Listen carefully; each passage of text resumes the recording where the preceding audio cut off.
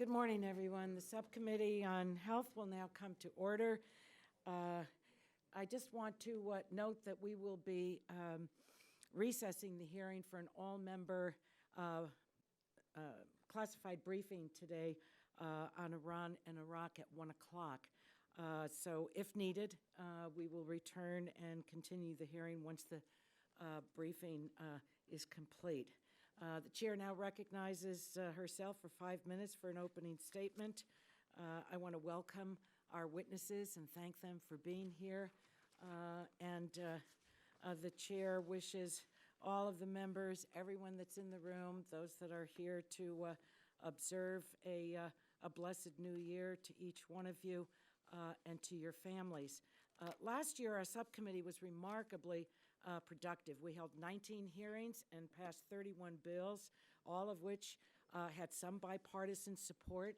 And today we'll continue that progress by examining 7 bipartisan bills to improve Americans' health care and coverage. Our first panel will deal with 3 bills, important bills that aim to prevent the single greatest tragedy a family can experience, the death of a child. Among developed nations, the United States has one of the highest infant mortality rates. For every 1,000 live births in our country, nearly 6 babies will not live to see their first birthday. The Healthy Start Reauthorization Act of 2019, introduced by Representatives Tim Ryan and Anthony Gonzalez, invests $135 million annually to improve birth outcomes in high-risk communities by providing services to women and families before, during, and after pregnancy. The Healthy Start program has been proven to reduce rates of low birth weights, preterm births, and prenatal opioid exposure. We'll also consider the Scarlet Sunshine on Sudden Unexpected Death Act introduced by Representatives Gwen Moore and Tom Cole. We're honored today to have with us Scarlett's mother, Stephanie Zeraki. A warm welcome to you, Ms. Zeraki. This is what I would consider an imaginably difficult day for you because it is the 3rd anniversary of Scarlett's unexplained death. So we're very grateful to you and know that you're surrounded by a full room of people that care deeply about this and that you're here to inform us, and we will pay close attention to what you instruct us relative to action. No family should suffer the death of a child without knowing why. Yet over 400 children and 3,600 infants die each year from unexplained causes. We'll honor these children today by considering the Scarlet Sunshine Act, which provides funding to improve data collection and death scene investigations related to unexpected deaths and promotes safe sleep practices. The 3rd bill is the School-Based Allergies and Asthma Management Program Act, introduced by Representatives Steny Hoyer and David Rowe. Children should be able to go to school feeling secure that their school can handle an asthma attack or an allergic reaction. This is not the case today.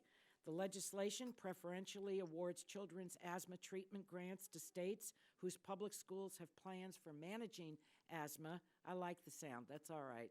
Let them fuss. Sounds good. For managing asthma and allergy triggers and emergencies. With our second panel, we're going to consider 4 bills that close damaging gaps in health insurance coverage. The first is the Comprehensive Immunosuppressive Drug Coverage for Kidney Transplant Patient Act, mouthful, introduced by Representatives Ron Kind and our own Dr. Burgess. While Medicare covers a lifetime of dialysis, kidney transplant recipients currently lose their Medicare coverage 36 months after transplant. Doesn't make sense. Without Medicare coverage for needed immunosuppressive drugs, transplant patients risk losing their new kidney. The legislation closes that gap by continuing coverage for kidney transplant recipients, which a nonpartisan HHS analysis found would save 375 kidney transplants each year. The Ensuring Lasting Smiles Act, introduced by Representatives Colin Peterson and Denver Riggleman, requires health plans to cover medically necessary dental services related to a patient's congenital anomaly. About 4% of children in the United States are born with congenital anomalies such as cleft palate, and health plans systematically delay claims for dental-related procedures to treat them. This practice leaves families in debt from high out-of-pocket costs, despite their paying for their health insurance that really should cover medically necessary procedures. And the final two bills reform core pieces of the Medicare and Medicaid programs. I'm not going to go into them, but the Protecting Patients Transportation Care Act is introduced by Buddy Carter, two members of this subcommittee, Buddy Carter and Tony Cardness. And we'll have an excellent conversation about that, because Medicaid's coverage of transportation to health services is a lifeline for patients, especially those that live in rural or underserved areas. And the final bill, introduced by Representatives Raul Ruiz and Jackie Walorski, updates the Part B enrollment process for the first time in 50 years. So today's hearing, I would say, is bursting with common sense legislation that will improve the health and the care for every American, from the youngest to the oldest. And I'm proud to help advance these bills and continue our record of bipartisan productivity in the new year. The chair now recognizes the ranking member of our subcommittee for 5 minutes for his opening statement, Dr. Michael Burgess. And I thank the chair, and we are considering seven bills this morning. We might call them the Magnificent Seven, since they're the first bills to be considered in our health subcommittee this year. And these are bills designed to provide access to medical services or medicines for different American patients. I am appreciative of the inclusion of H.R. 5534, the Comprehensive Immunosuppressive Drug Coverage for Kidney Transplant Patients Act of 2019. This is something where I have worked for nearly 10 years to try to effect. Congress enacted legislation in 1972 to allow certain individuals with end-stage renal disease to be covered under Medicare. It was the first time that individuals under the age of 65 became eligible to enroll in Medicare because of a medical condition. Medicare beneficiaries with end-stage renal disease are about 1% of the total Medicare enrollment, but they are 7% of Medicare spending. These patients are incredibly ill. They often have numerous other costly chronic conditions. A kidney transplant is an investment that the government makes into the patient's future. Medicare pays for the patient's kidney transplant if they have this end-stage renal disease benefit, and that transplant should be a solid investment in the future health of that patient. Unfortunately, that investment is lost, and the patient's health will take a turn for the worse if they cannot get their immunosuppressive drugs and then ultimately reject the kidney transplant. We should protect that investment. Currently, Medicare covers only immunosuppressive drugs for 36 months. However, these patients require these immunosuppressives for the rest of their lives. H.R. 5534 directly addresses that problem by extending Medicare coverage of immunosuppressive drugs past 36 months for patients who do not obtain health coverage elsewhere. This is a policy that has the support from patients and transplant surgeons, and it's something the kidney community has been behind for years. In July, I attended the launch of President Trump's Advancing American Kidney Health initiative, which aims to improve care and foster innovation to benefit kidney patients across the country. This policy, H.R. 5534, aligns with the goals of the administration. In fact, both the Center for Medicare and Medicaid Services, Office of the Actuary, and the Office of the Assistant Secretary for Planning and Evaluation at Health and Human Services have published reports on the benefits of extending Medicare coverage for immunosuppressive drugs, which includes financial savings for the Medicare program. There is momentum to make a difference in the lives of kidney patients, and H.R. 5534 is a critical component of that effort, as it will improve patient adherence to an immunosuppressive regimen and help ensure that patients can maintain their transplant and avoid future kidney-related complications. Other bills are part of this hearing, and they include efforts to improve access to different types of care. For example, Representative Carter's bill, H.R. 3935, would continue the requirement that state Medicaid programs provide coverage of non-emergency transportation to medically necessary services. Other bills, such as H.R. 2477, the Benny's Act are well-intentioned, and we want our health system working better for individuals. But we also know from the Congressional Budget Office that this particular bill comes with a significant cost. People may avoid late enrollment penalties, but we want to make sure that in trying to ease enrollment, we do not harm the integrity of the enrollment process. H.R. 2271, the Scarlet Sunshine on Sudden Unexpected Death Act, aims to improve the investigation of sudden unexpected deaths amongst infants and children. This bill has a goal similar to that of the Preventing Maternal Deaths Act, which was signed into law in the last Congress, and that would help states equip themselves to identify and address the causes of these tragedies. H.R. 4801 will reauthorize the Healthy Start program at the Health Resources and Services Administration, and is also imperative in improving health outcomes for American mothers and children. On the topic of children's health, 2468, the School-Based Allergies and Asthma Management Program Act, would equip schools to better handle asthma and allergies among students. 10% of children have asthma. Our schools must be better prepared to handle that growing population.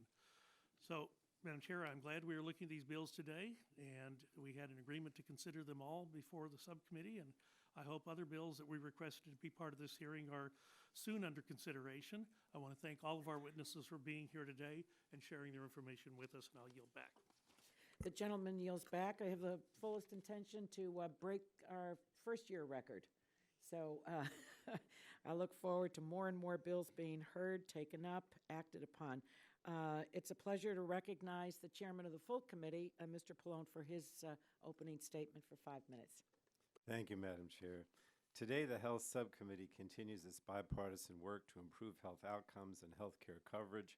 Our first panel will examine 3 bills to improve health outcomes for babies and children. The first bill, H.R. 2271, the Scarlet Sunshine on Sudden Unexpected Death Act, will improve investigations, data collection, surveillance, and research into sudden unexpected infant death and sudden unexpected death in childhood. It also includes critical support for families who face these unimaginable tragedies. As the author of the Sudden Unexpected Death Data Enhancement and Awareness Act, which was signed into law by President Obama in 2014, I've long supported this cause, and I'm glad we're taking further steps today. The subcommittee will also examine H.R. 4801, the Healthy Start Reauthorization Act, which will enhance programs that support perinatal health, reduce infant mortality, and improve long-term health outcomes.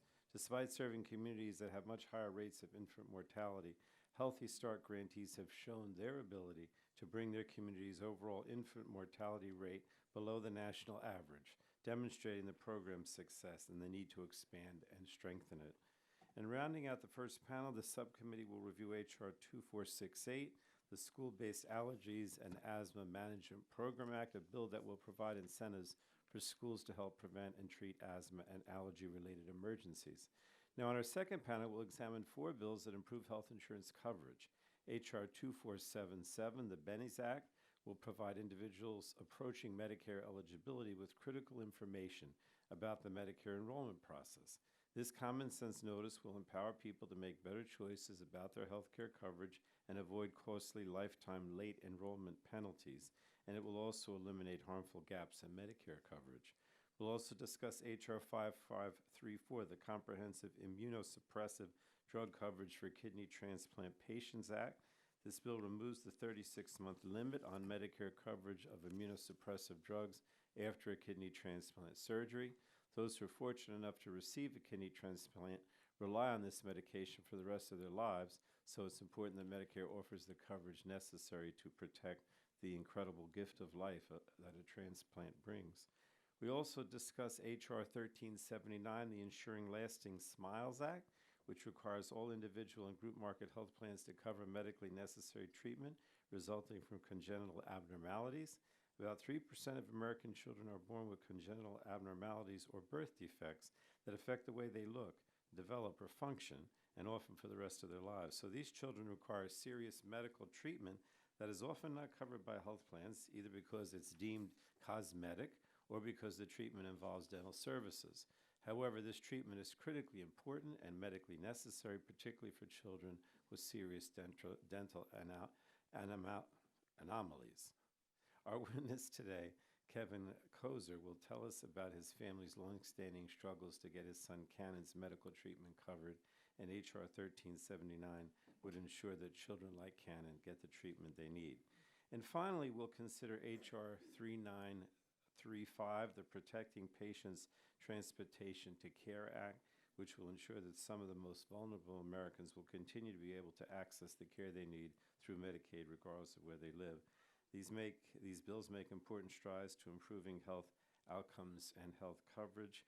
I agree with the Chairwoman Eshu, who said that these are a group of very common sense, rational proposals, and I look forward to the witness's testimony. Thank you, Madam Chair, and I yield back.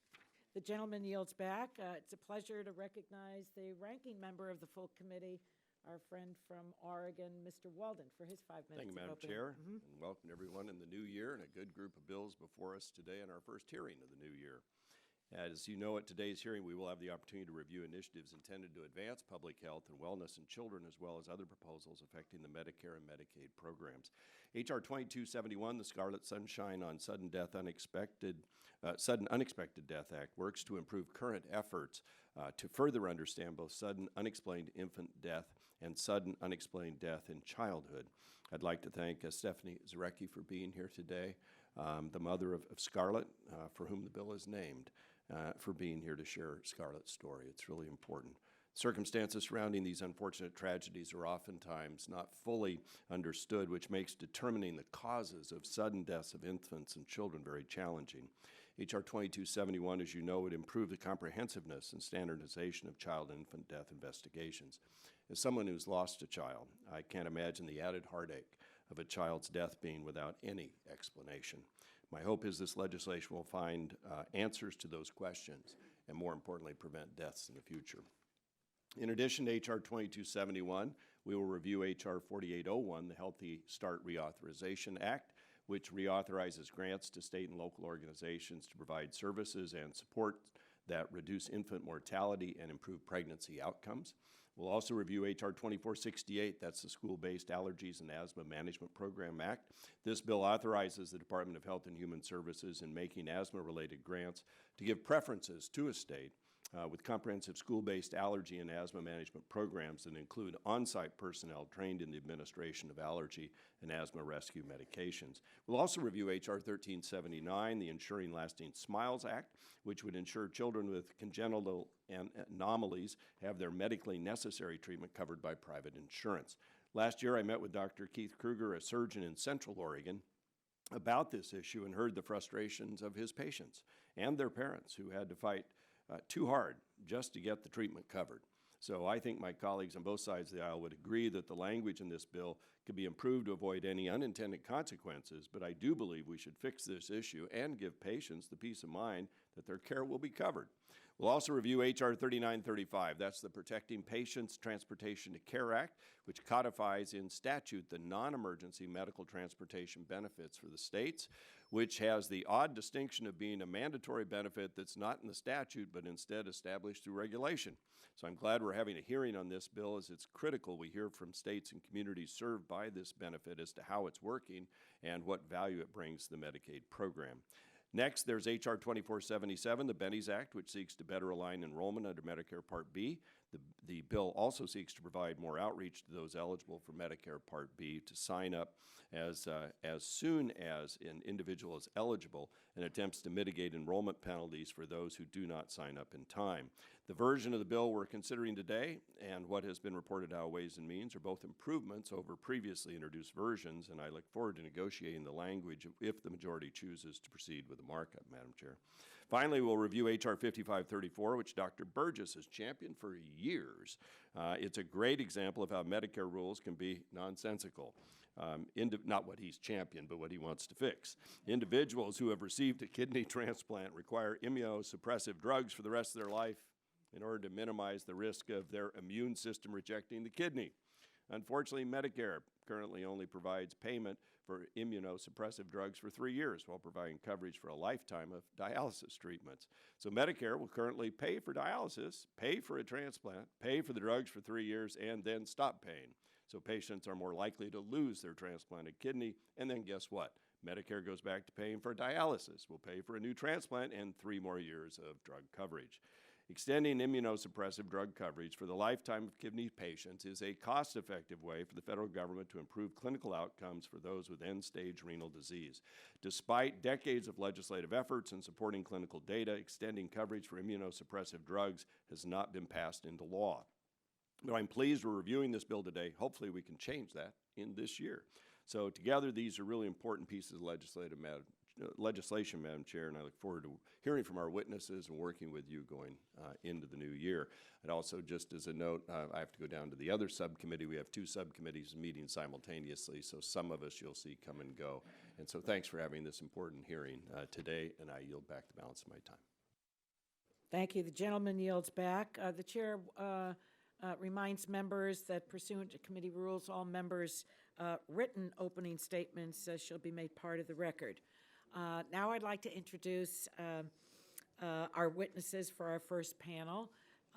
First, our collective thanks to each one of you. Ms. Stephanie Zarecki, she is the mother of Scarlett Pauley and the public relations manager of the SUDC Foundation. Welcome to you. Thank you very much. Dr. Lee Beers is president-elect of the American Academy of Pediatrics. Welcome to you. It's lovely to see you.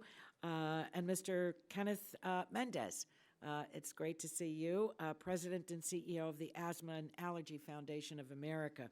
So we're all grateful for your testimony today. We look forward to hearing it. I think you're all familiar with the lights. Maybe Ms. Zarecki isn't, but green is go, yellow means red is coming up, and then we stop.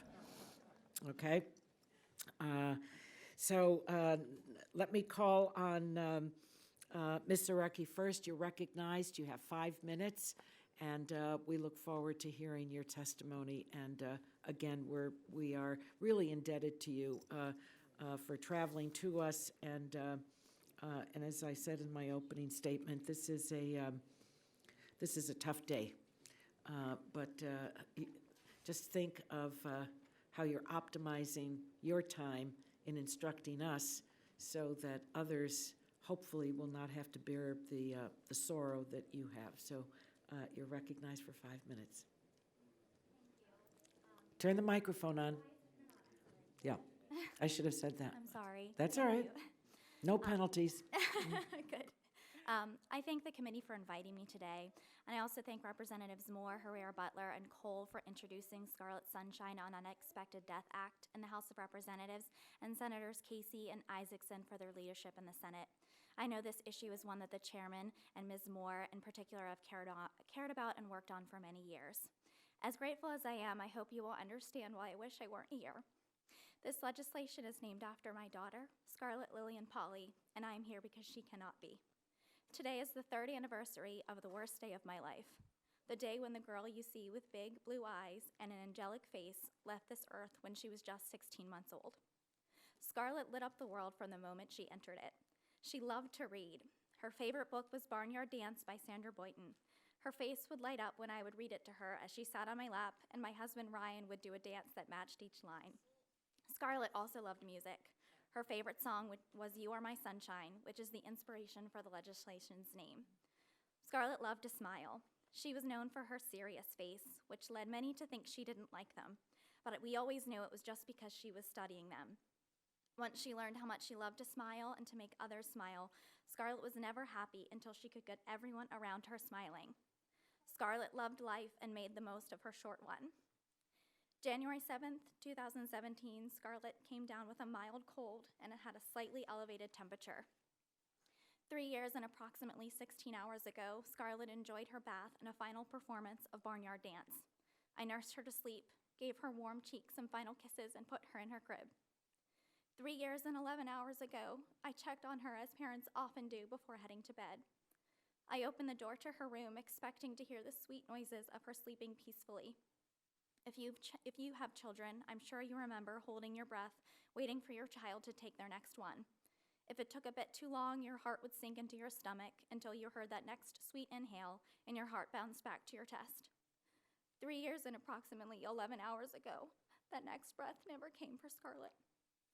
The next hour is a blur of EMTs, police officers, ambulances, sitting on the bathroom floor, praying to God for a miracle, a police car ride to the hospital, and being escorted into a room of doctors and nurses, one of whom I recall wiped away tears as we entered.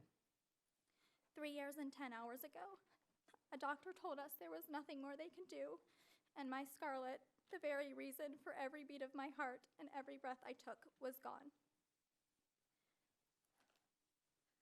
To this day, we do not know what took Scarlett from us.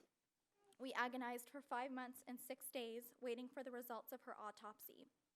Even participating in research being conducted at New York University on deaths like Scarlett's did not give us answers as to why she is not here. Scarlett's death is considered sudden unexplained death in childhood, or SUDC.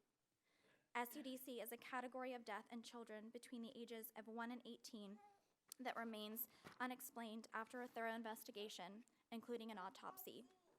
At this time, we do not know what causes SUDC, how to predict it, or how to prevent it. Since losing Scarlett, we have been blessed with our second daughter, Eliana. She's the one making the noise in the back. Because we don't know what happened to Scarlett, we live every day in fear we will lose Eliana as well. We also don't know that it won't happen to your children or grandchildren. According to the Centers for Disease Control and Prevention, SUDC occurs in about 400 children in the U.S. each year, but because of the lack of a specific way to record sudden and unexplained deaths in children that have been thoroughly investigated, it's impossible to know how widespread the problem is. And there are more than 3,600 infants lost annually to sudden unexpected infant death, or SUID, which is the sudden death of an infant under 1 year of age that, when first discovered, did not have an obvious cause. Research into the potential causes of SUDC and SUID is desperately needed. Facilitating and standardizing data collection and analysis, as this legislation seeks to do, is an essential step in one day preventing these tragedies. Losing a child is the single greatest pain we could ever imagine, and to be without answers as to why magnifies it exponentially. We read parenting books, followed all recommended safe sleep guidelines, and made sure Scarlett received good medical care. Yet, we still lost our healthy, thriving, precious baby girl. It is an unimaginable tragedy no parent should have to live with, and there are thousands of us who do it every day. We have done far too little for far too long to try to stop these tragedies. We have to change that, in memory of all the children who are deeply loved and dearly missed, and for the future of all children. Scarlet Sunshine on Unexpected Death Act will help us take steps to solve this medical mystery and prevent future deaths, and I thank the committee for their support of it. We thank you.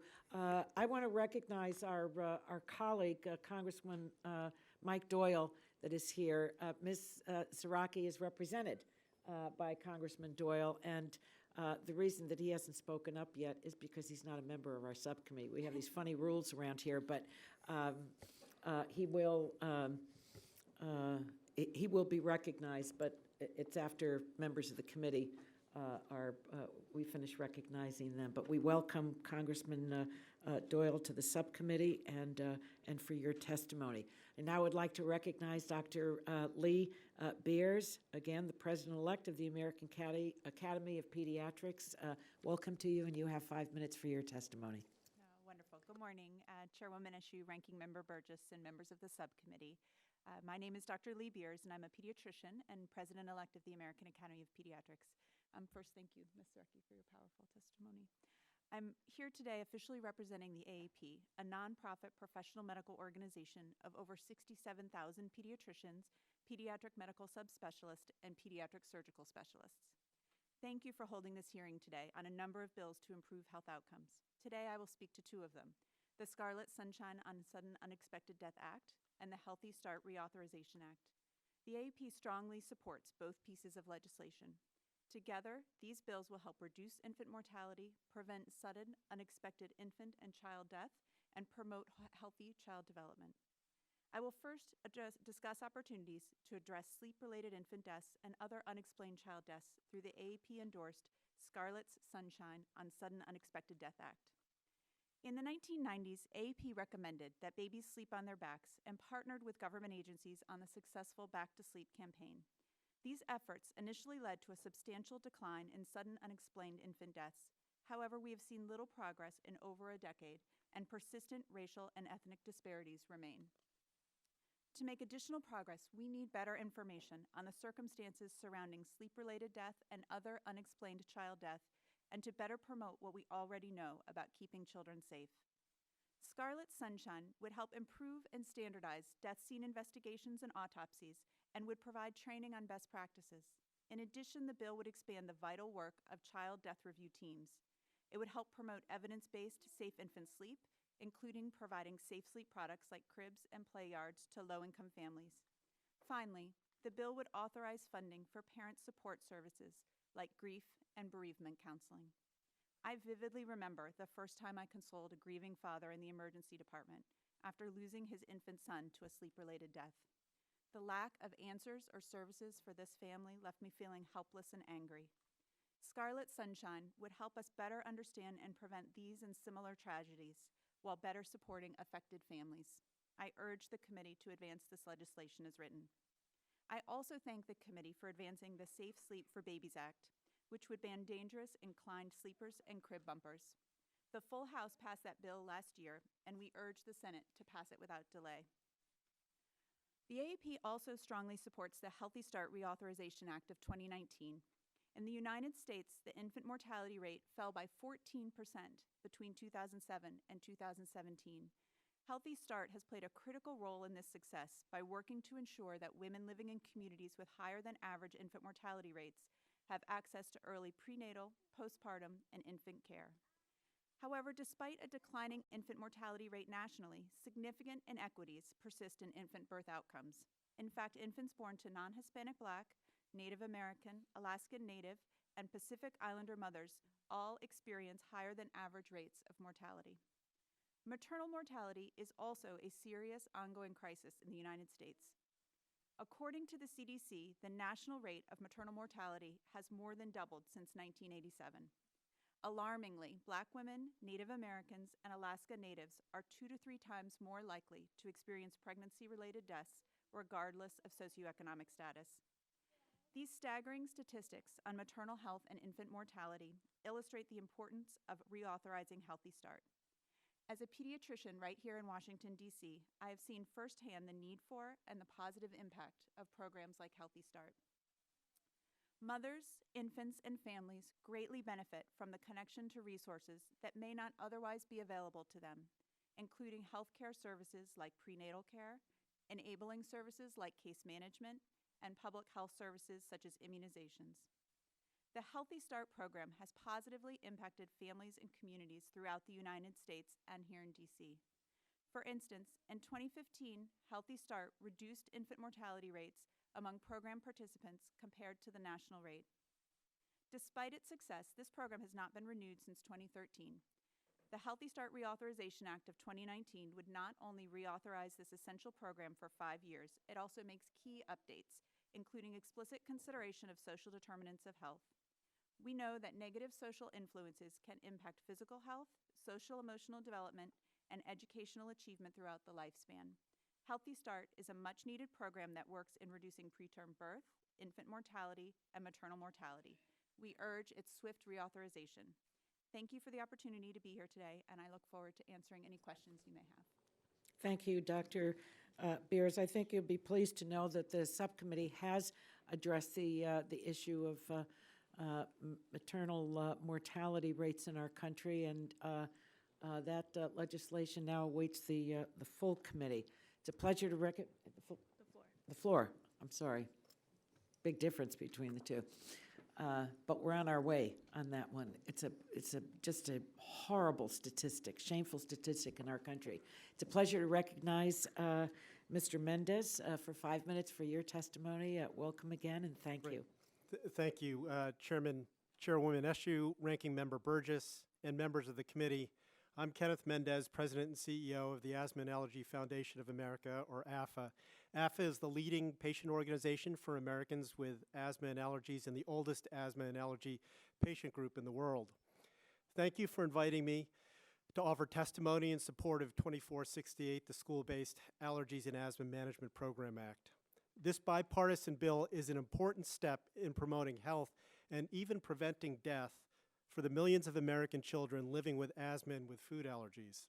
First, I'd like to give you some perspective on American children living with asthma and food allergies, and then I'd like to tell you how this bill helps. 1 in 13 American children have asthma. 1 in 13 have food allergies.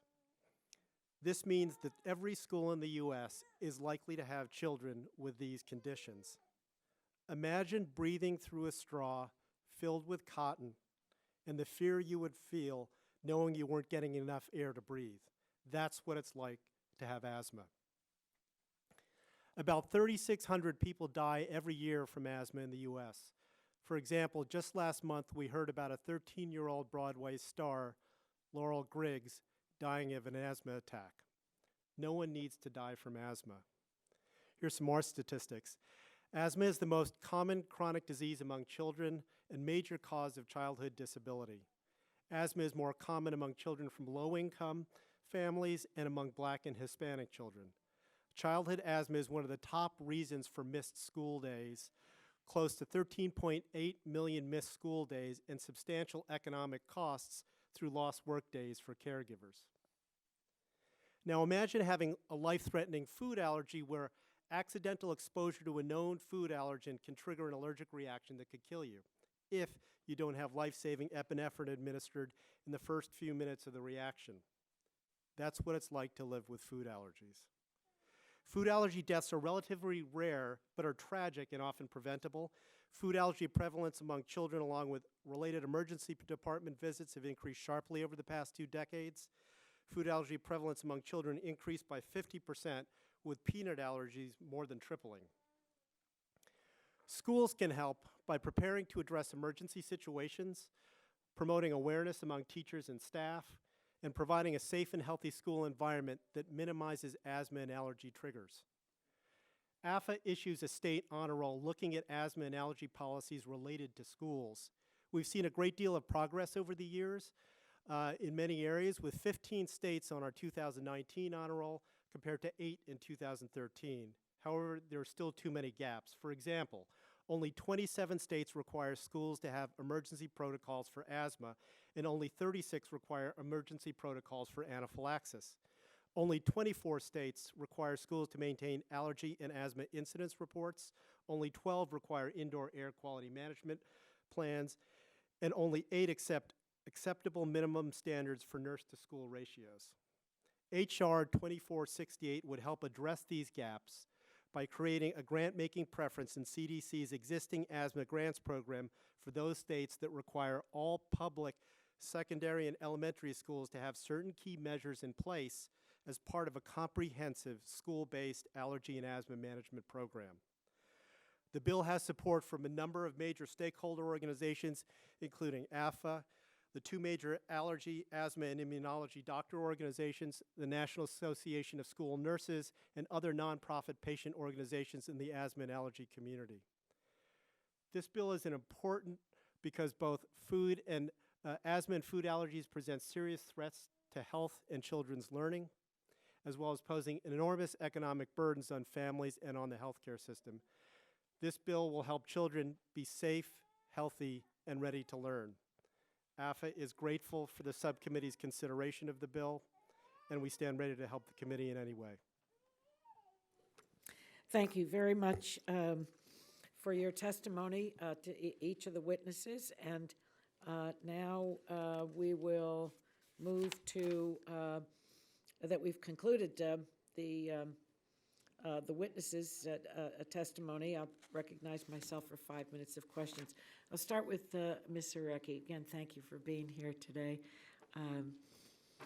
What do you think is the single most important thing Congress can do to address sudden unexplained deaths of infants and children? For me personally, research is very badly needed. Sudden unexplained death in childhood, which is what happened to Scarlett, research is absolutely critical, and we can't do good research unless we have good data, which is what the legislation seeks to accomplish. It's a terrible medical tragedy, and families need more answers, and research is just so badly needed into Is there any, I'm familiar with what the bill does, but is there any research being conducted today? And if so, where, by whom? Sure. Yeah, so we participated in research being done out of New York University. It's the Sudden Unexplained Death in Childhood Registry and Research Collaborative. And my understanding is there's also research being done at Seattle Children's and Boston as well, Boston Children's Hospital, although I'm less familiar with that. But there is limited amount of research being conducted already. And in the aftermath of Scarlett's death, can you describe to us what was available or what was not available to you, given that probably one of the darkest chapter of your life? Yes, I mean, the Sudden Unexplained Death in Childhood Foundation has been a lifeline to our family. They have provided not only emotional support, they've allowed us to be connected with other families who've experienced this tragedy. When something like this happens to you, you think you're the only one that it's ever happened to. So being able to be connected with other families has been critical, but also being able to have support in terms of having someone who can make a phone call to the medical examiner's office. I can't tell you how impossible even dialing that phone number is at times. And even just to ask, after a little while, when is my daughter's autopsy going to be done? Having that support, not only from an emotional standpoint, but also just, logistical things that you never really think of until you've lost a child, has been really critical. And the legislation covers what you just pointed out.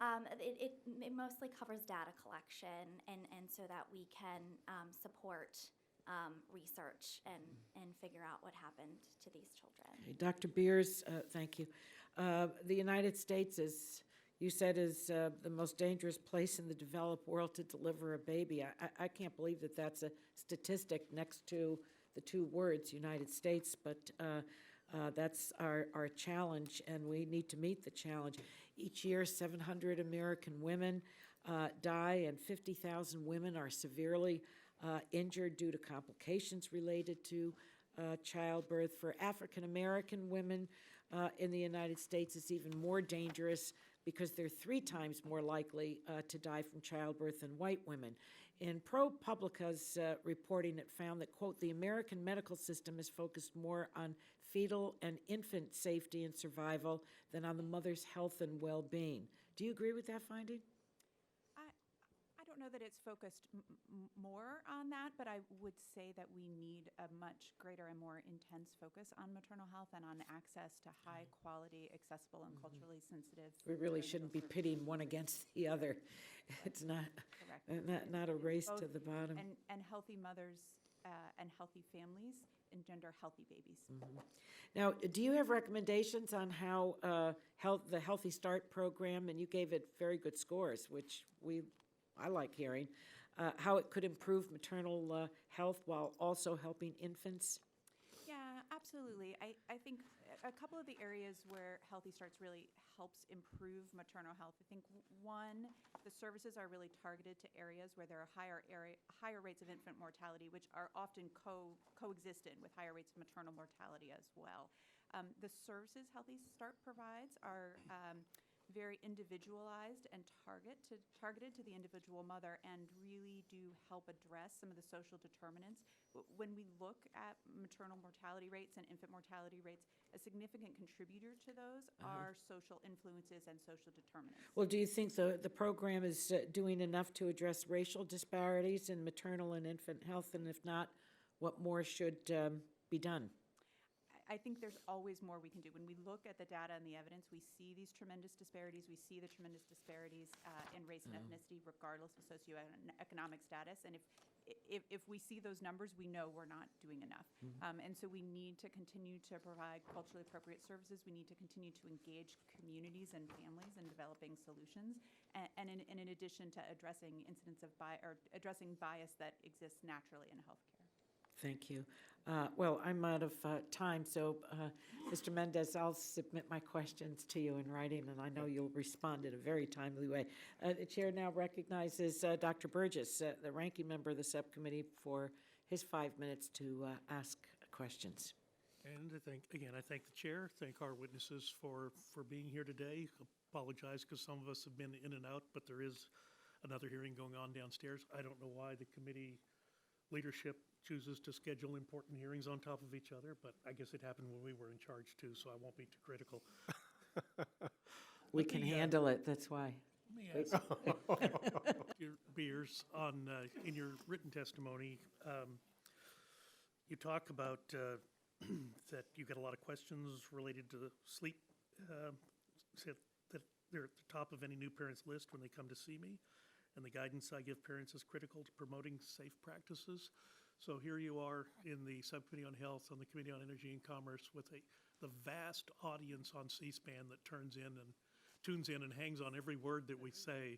So this is your opportunity to give that advice very broadly, and recognize it doesn't suffice for advice that you'll get from your own doctor, but in general, what are those recommendations that you're giving? So thank you for that opportunity. I appreciate that. There's several very important things for safe sleep. Infants should sleep in their own sleep space without blankets, pillows, crib bumpers, other things on their backs. And I think those are very important things in spaces without exposure to cigarette smoke as well. So, and I recognize as a pediatrician and as a parent that sometimes that's difficult, because sometimes you have babies who don't sleep well. Sometimes you have babies who are fussy. You are pretty much always exhausted. And so I recognize that that's difficult, but it's just critically important. So is that advice for a newborn, or is that continue for some time continue in the baby's life? Well, and I think that's a great question. So the evidence then, the research that we know shows that infants are at risk for sleep-related death up to a year of age. And so that is relevant up to a year of age. I do think it's important to note, though, that, and particularly with this bill, this really does address other instances of sudden unexplained death in infancy and childhood that may be unrelated to the situation. So to Ms. Zarecki's point about more research being needed, I think that is a really important point, because there's a lot we don't know, particularly about the older infants and children. And that was going to be the point of my question, to widen the focus of what we're examining, not ignoring what perhaps may be the more vulnerable population, but not to exclude populations that might also be vulnerable. I do have to say, Madam Chair, and we, of course, have worked on issues related to maternal mortality the last Congress, this Congress, last Congress. We passed the first standalone bill dealing with maternal mortality that I've seen in my entire time in Congress, and it got signed into law, and that's a good thing. We've continued that work in this Congress, and that's a good thing. But the hearing we had leading up to the bill that you referenced, we had Dr. Nelson from Parkland Hospital, where I did my residency many years ago. And I guess the point for Dr. Nelson's testimony was, here is a hospital that is basically an intercity hospital, serves basically a minority population, a low-income population, and they have very significantly good maternal mortality statistics. So the point in all of that is we know that it can be done well, and really I hope at some point we'll have some follow-on discussion where we might identify either the exposition of best practices, or even, I dare say, do we need to talk about those institutions that are not doing as well. But I think we owe it to the patient population to be able to, it's hard to discern. It's hard to know when you're shopping for a hospital at which to deliver your baby. You don't basically go into the deep within the statistical part of it. Maybe that's something that we could look at in the future. Mr. Mendez, I do want to say, as someone who's lived with asthma my entire life, I appreciate your effort in that. Thank you. And I know there is always more that we could be doing. I do worry some about the things that we might mandate from this committee, because then we tend to drive the price up of those products that we mandate, and that has been one of the downsides of some of the work we've done in the past. But I appreciate what your organization does and your Thank you. work on that. And Ms. Zarecki, sorry for your loss. I'm glad you're here with us to share your story today. I hope that your presence here will be of benefit to people who might learn something from Dr. Beer's instructions that she so wisely gave us. Thank you, Madam Chair. I'll yield back. The gentleman yields back. I'd be happy to do follow-through on what you just raised. Now, on the heels of the hearing that we had on maternal mortalities, I raised the issue relative to hospitals. And today, the accreditation board now includes what you described. But there's always more to be done. But I think that that's a positive step, because there has to be internal pressure by those that are in charge of and oversee hospitals, so that we can weed out those that whose rates are deeply troubling from those that are doing well, and learn from those that are doing well. So I will continue to work with you on that. I now would like to recognize the gentleman from New Jersey, the chair of the full committee, Mr. Pallone, for his 5 minutes of questions. Thank you, Madam Chair, and I want to thank all our witnesses, including Ms. Zarecki, for being here today. I can't imagine the pain and grief that you had to endure since losing Scarlett, but I thank you for your courage and for sharing her story with us, really. This cause has long been something that I support. In 2014, President Obama signed into law the Sudden Unexpected Death Data Enhancement and Awareness Act, a law that I sponsored that required the Secretary to collect info on sudden unexpected infant death and sudden unexplained death in childhood and educate the public and collaborate with other agencies and state and local health departments to provide information for medical examiners and other individuals. And thanks to this law, we now have a more clear vision of what is known and unknown about sudden unexpected infant death and sudden unexpected death in childhood. And our focus has to turn now, how can we take further action to prevent these tragedies and support families, care providers, and researchers when these tragedies occur. One of the provisions of the Scarlet Sunshine Act would provide grants for support services for families who have had a child die, including grief counseling, home visits, and support groups. So I wanted to ask you, Ms. Zarecki, no amount of support can ever replace what you or your families have lost, but can you tell us how support services can be helpful to families like yours in working through these tragedies? Thank you so much for your question, and thank you for asking it, because it actually gives me the opportunity to focus on one of the strengths of the House bill, and that, of course, is those support services. I think when you've lost a child, there's a before and there's an after. And once you've crossed that line, oftentimes there's no greater gift than being able to connect with another family who really truly understands.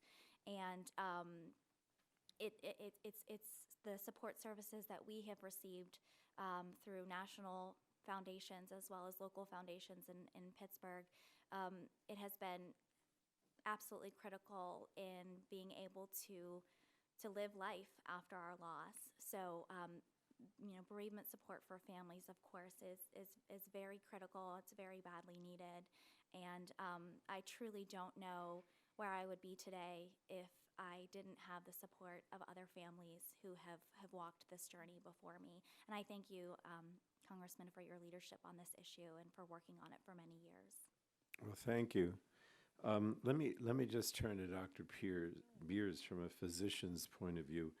In your testimony, Doctor, you discussed the difficulty your team faced when you could not identify timely and accessible grief counseling for a family who had just lost a child. As a physician, can you tell us about the appropriate forms of grief counseling and other support services that should be made available to families, and how these services can help support the mental and emotional health of a family? Absolutely, and I think, as you and other members know, access to timely and accessible mental health services is a significant issue across the country. And so, and grief counseling and grief services are particularly important for families when you need them. You need them immediately. They're not services that you can wait 6, 8, 10 months for. You need mental health providers who are specifically trained in addressing grief and bereavement issues. And what type of services is going to vary a little bit depending on the family and their individual desires and needs. For some, individual therapy may be appropriate, and for others, group therapy and support groups may be appropriate as well. But certainly we should make sure that both of those things are available to families. Thank you. I wanted to issue one more question in the time remaining.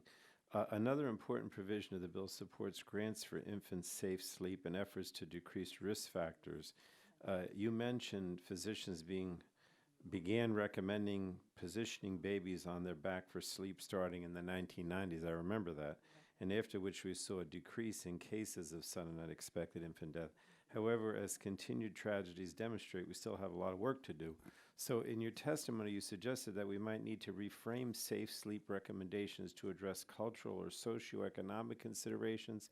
Can you explain what that means, and how can we ensure that all families receive the benefit of these recommendations? No, absolutely, and perhaps the best way is to share a short example. I am close colleagues with a pediatrician and researcher who does a lot of research in this area, and we used to work together in Washington, D.C., and working with many low-income families who live in neighborhoods with high community violence. And one of the things they learned through their qualitative research was that many of the families they talked to were not adhering to the safe sleep recommendations because they were fearful of people entering into their house or apartment and wanted their baby very close to them. And they felt like putting their baby in a crib was taking them too far away and was putting them at risk because they were living in unsafe and unstable housing. And so being able to tailor those recommendations to address those very specific concerns of bringing the crib very close to the bed, making sure that you were set up and your room was set up so that the crib was away from the door, those things made an enormous difference. But the only way we knew that was by asking those questions and really diving into what a family's specific concerns were. Thank you. Thank you, Madam Chair. Gentleman yields back. Pleasure to recognize the gentleman from Michigan, former chairman of the full committee, Mr. Upton. Well, thank you, Madam Chair, and I appreciate the hearing, and I've asked that my name be added as a co-sponsor to H.R. 2271, so thank you very much for your testimony. Dr. Beers, a quick question, just for new moms, when they deliver, often in a hospital, I mean, is it the standard operating procedure to, in fact, make sure that that new mom is aware of the safe sleep recommendations? I think there's pretty widespread belief about bumpers and stuffed animals, but blankets. I mean, for the first year, I mean, is there a checklist? I mean, has it been pretty good in terms of your follow-up with hospitals across the country that, in fact, new moms realize that information is pretty good to receive? It is, and that is pretty standard education that's given in the hospital. I think one of the important things to remember is that when you are a brand new mother having just delivered a baby, maybe 24 to 76 hours previously, you may not remember everything or absorb everything you're being told right in that moment. So being able to continue that education is also very important.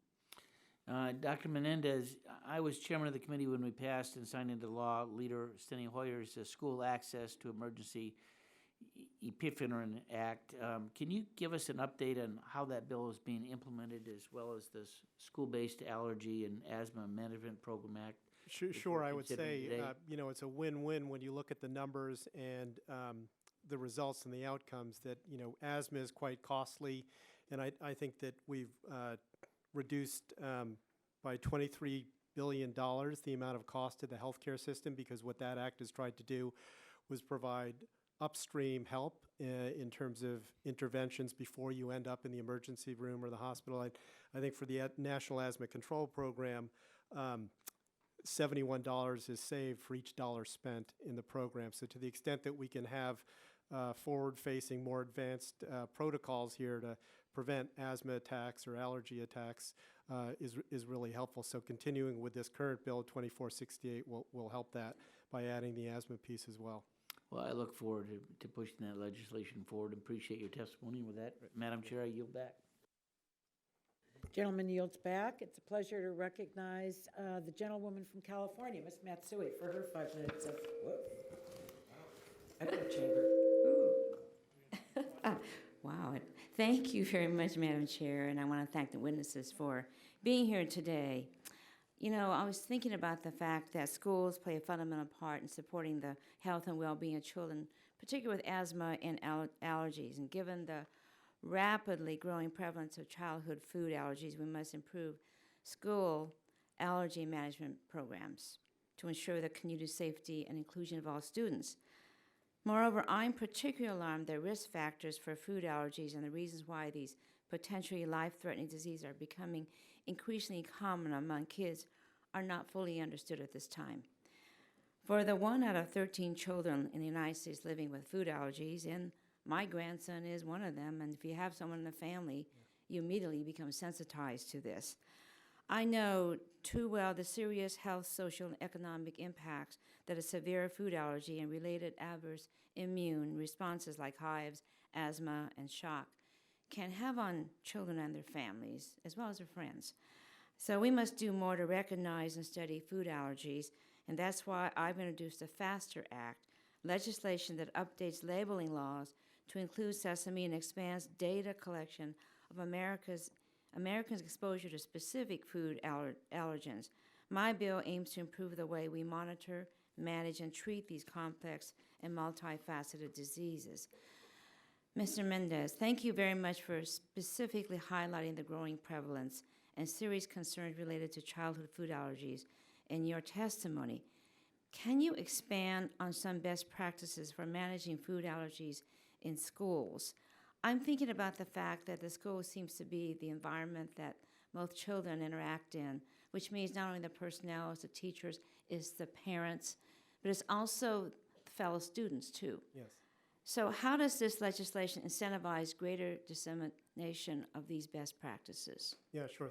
Thank you for that. And you know, things have changed completely in the last 20 years. When 2 of my 3 kids had food allergies, and we've come a long way since then, but there's still a lot of gaps and things that we need to do. I think having, and they're in the bill, having trained personnel and acknowledgement of food allergies is really important in the school, an explicit anaphylaxis program, so you have policies and procedures and knowing how to deal with an asthma attack or an allergy attack in the school, written instructions on administering the medication, having updated school records, having a school nurse involved in things, and then incident reports for usage and medication are really key. And then again, stock medication and trained personnel. Well, where do the greatest gaps in understanding food allergies, where do they still exist? And how can we best direct the future direction of food allergy research? I remember when my son was going to school, no one ever thought about this at all. Yeah. We used to bring all kinds of cookies and cakes and things to school. Now it is so prevalent, and it's something that everybody's aware of, but not knowing quite what to do, and I want to understand where the future direction that you believe we're going in. Yeah, sure. I think continuing to increase that awareness level is really important. I mean, there's food allergy bullying that happens in classrooms that we really have to be aware of, and to the extent that this bill, 2468, codifies an approach, then it recognizes that that's not okay to have food allergy bullying. I think the other thing is on the clinical trial side, raising the awareness that they're out there and increasing diversity in clinical trials and recruiting more patients into clinical trials. I think that what we've found is that there's not a high degree of awareness in clinical trials as well for future research.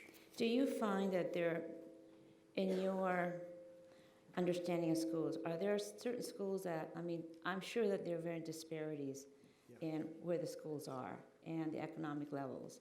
Do you find that there is more emphasis on certain schools and other schools, and what can we do to ensure that everyone gets covered here? Sure. Well, it's clearly in the health disparities issue where that comes into place. And I think if you look at the zip codes in some of those schools, those are the ones that are most challenged. In our state honor roll report, we look at those various school policies. There are 24 that have made that honor roll right now, but we could go a lot further. This National Asthma Control Program is really important, and if we could expand that as well, in addition to your great work on the FASTER Act, I think it will really go a long way towards helping with asthma and allergies in the school community. Well, thank you. And I've run a time, but Ms. Zareski, I think the greatest loss anyone can ever experience is the loss of a child. And thank you so much for being here. And know that we will do everything we possibly can to ensure that we find explanations and to continue our work on these issues. Thank you very much, and thank you very much. Gentlewoman yields back. I know the gentlewoman has has legislation, and I look forward to taking it up relative to one of the allergies to sesame seeds, and that is not borne on labels. I did call the FDA, spoke to the person in charge of this issue of that division of the FDA, trying to make the determination whether they could handle this administratively or we should move ahead legislatively. They said it would take between 5 to 7 years to label.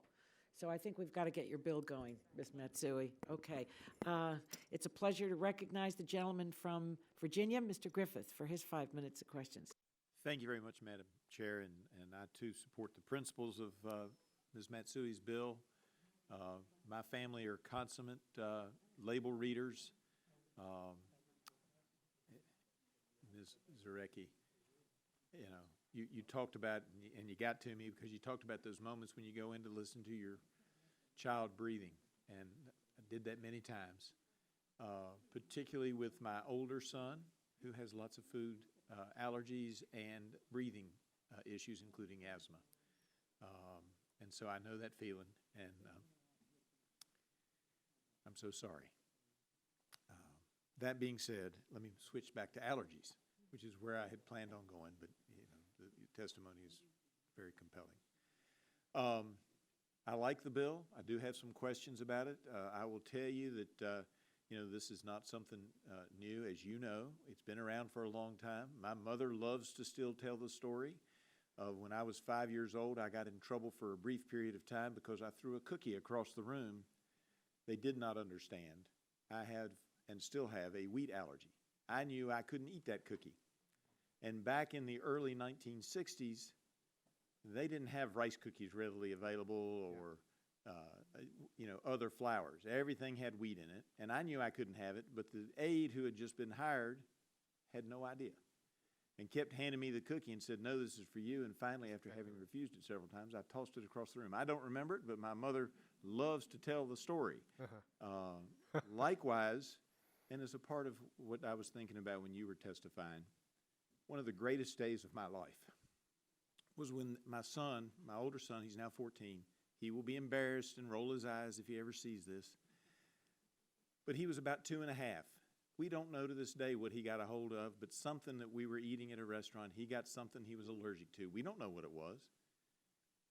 We heard the wheezing beginning. Right. We'd already turned the car around. My wife and I were already going to the hospital. And from the back came this little voice that said, Mommy, I need to see a doctor. The self-awareness factor is so important. And so I appreciate the bill that Phil Rowe and Steny Hoyer have put in, and Phil's had similar bills in the past. And they had actually had, and one of my concerns with the bill is that they had actually some requirements that you have medications in the schools, which I like. This one does not require that. Now, Virginia has epinephrine in the schools now, but you know, if something were to happen, you know, that's step one, as you know. But one of the questions that comes up is the trained individuals. How much training would they need? Because I represent a district that has we're 422nd in household income out of 435 in the U.S. House. The school systems don't have the money to necessarily have a school nurse, an RN, in every building. They have one somewhere in the system most of the time. Sure. So what kind of training would those folks need, and would it be so extensive that it would be too expensive for poor communities like the ones that I represent to be able to go forward? I don't think so, and that's one of the things that we do with the CDC through their National Asthma Control Program. We publish materials on our website which are completely free for an asthma action plan, for an allergy action plan. So just having those, they're easily downloadable. You could get them on a lot of doctor sites as well. And then in terms of training, they're videos that we produced that walk you through what an asthma attack looks like and how to address asthma. So those are all somebody- free resources. Some health teacher or somebody in the school could do these videos and qualify under the bill. That's absolutely right. All right, I appreciate that, because that would be a concern. I want those people trained, I want them to be aware, but I also don't want to, price them out of the market or make it so that they can't meet the requirements. Yeah, the legislation is great because it comes full circle. It creates incentives for schools to access some of the free materials that the CDC is working with other partners to address on a public health basis. Now, let me get this on the record, too, because sometimes people will look at the language and then they'll get carried away. It says in the bill on page 3 that the schools have to have efforts to reduce the presence of environmental triggers of allergies and asthma. My son, my 14-year-old, is allergic to every tree in the east. I don't want anybody to interpret it. I don't think you mean to have it interpreted that they have to chop all the trees down around the school. Am I correct in that? Just make Right. sure that they've Yeah. got No, clean systems inside the school? Yeah, that's exactly right. There's some best practices that you could do by looking at your air filtration. I mean, there's indoor air, rugs in the classroom, that kind of stuff that you can manage. So it's not about cutting down trees, but is legislation locally that addresses idling school buses, for example, and idling cars. Those are things that you could do on a local basis to reduce fuel emissions that could trigger an asthma attack. I appreciate it very much. My time is up, and I yield back. Thank you.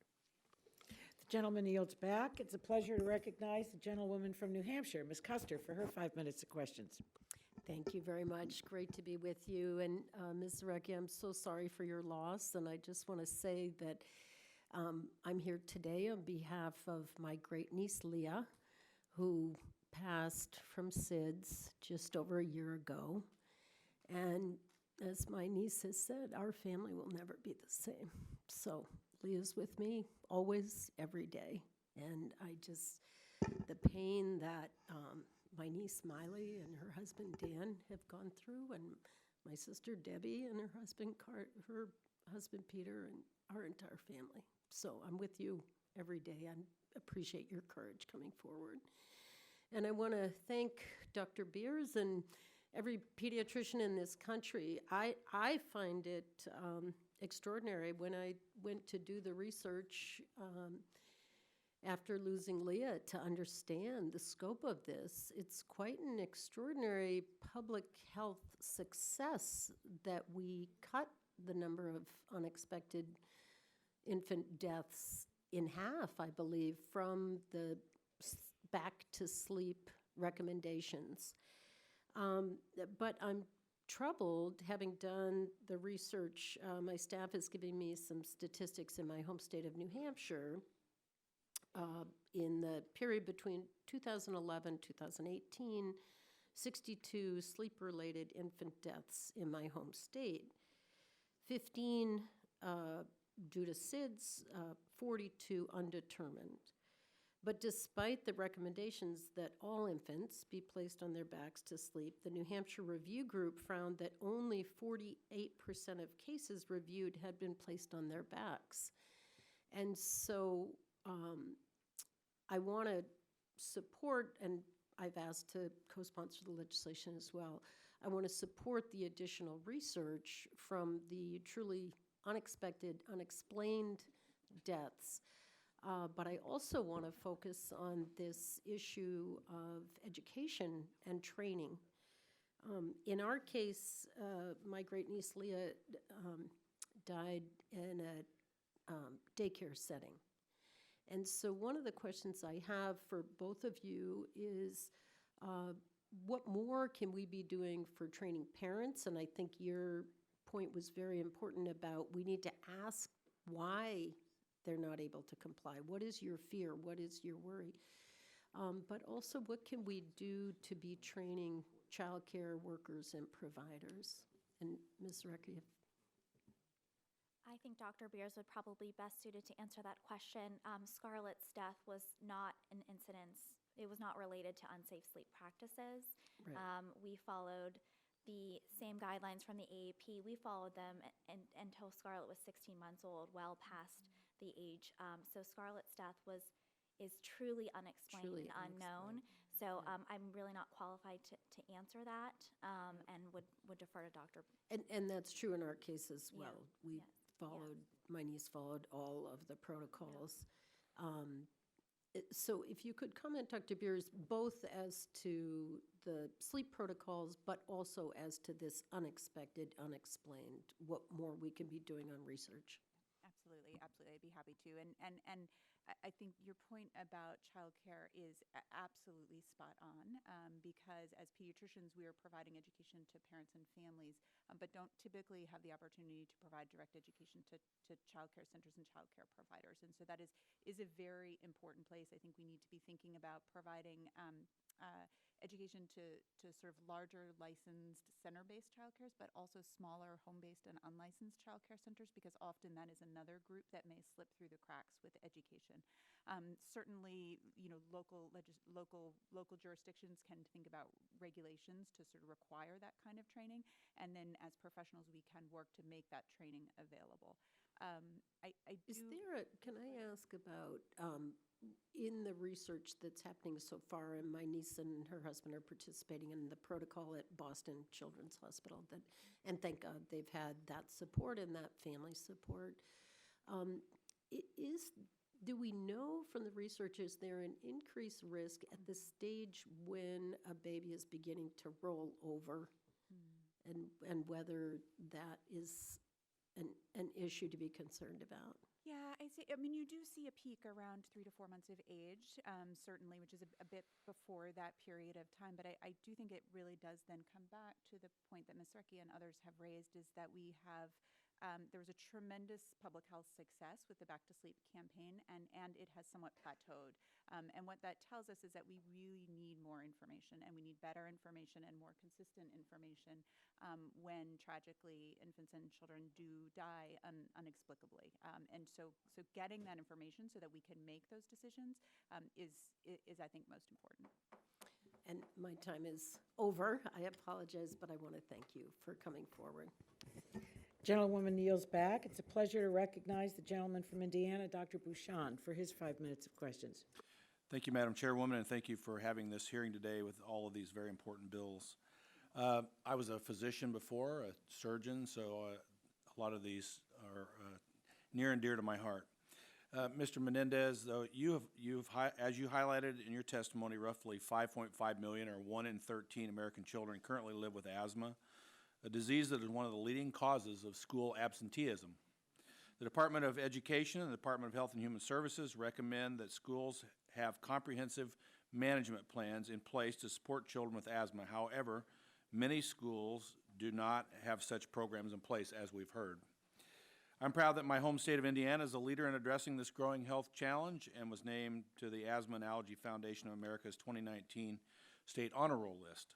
I know that you just talked with Congressman Griffith about the details of the legislation, but can you elaborate on how H.R. 2468, the school-based allergies and asthma management program, would use a proven model to assist all states in experiencing the success we've seen in Indiana by ensuring better outcomes that result from a safe learning environment for every student? Sure. I mean, in Indiana specifically, I think you guys have done, through the National Asthma Control Program, school nurse trainings on asthma management, indoor air quality, and pest management. So what we've seen in many of the states is that to the extent that you can have this training up front, it reduces asthma attacks, it reduces absenteeism because there's greater awareness among the families that have that and the caregivers.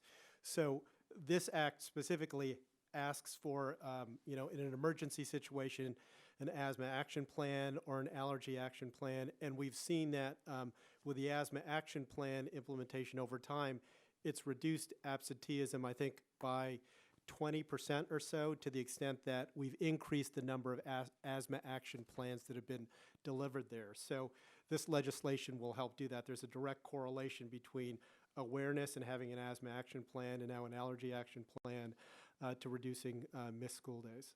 Are there certain areas of the country that are more prone to this, to the allergy situation? Like, and it's seasonal, correct? So, yeah.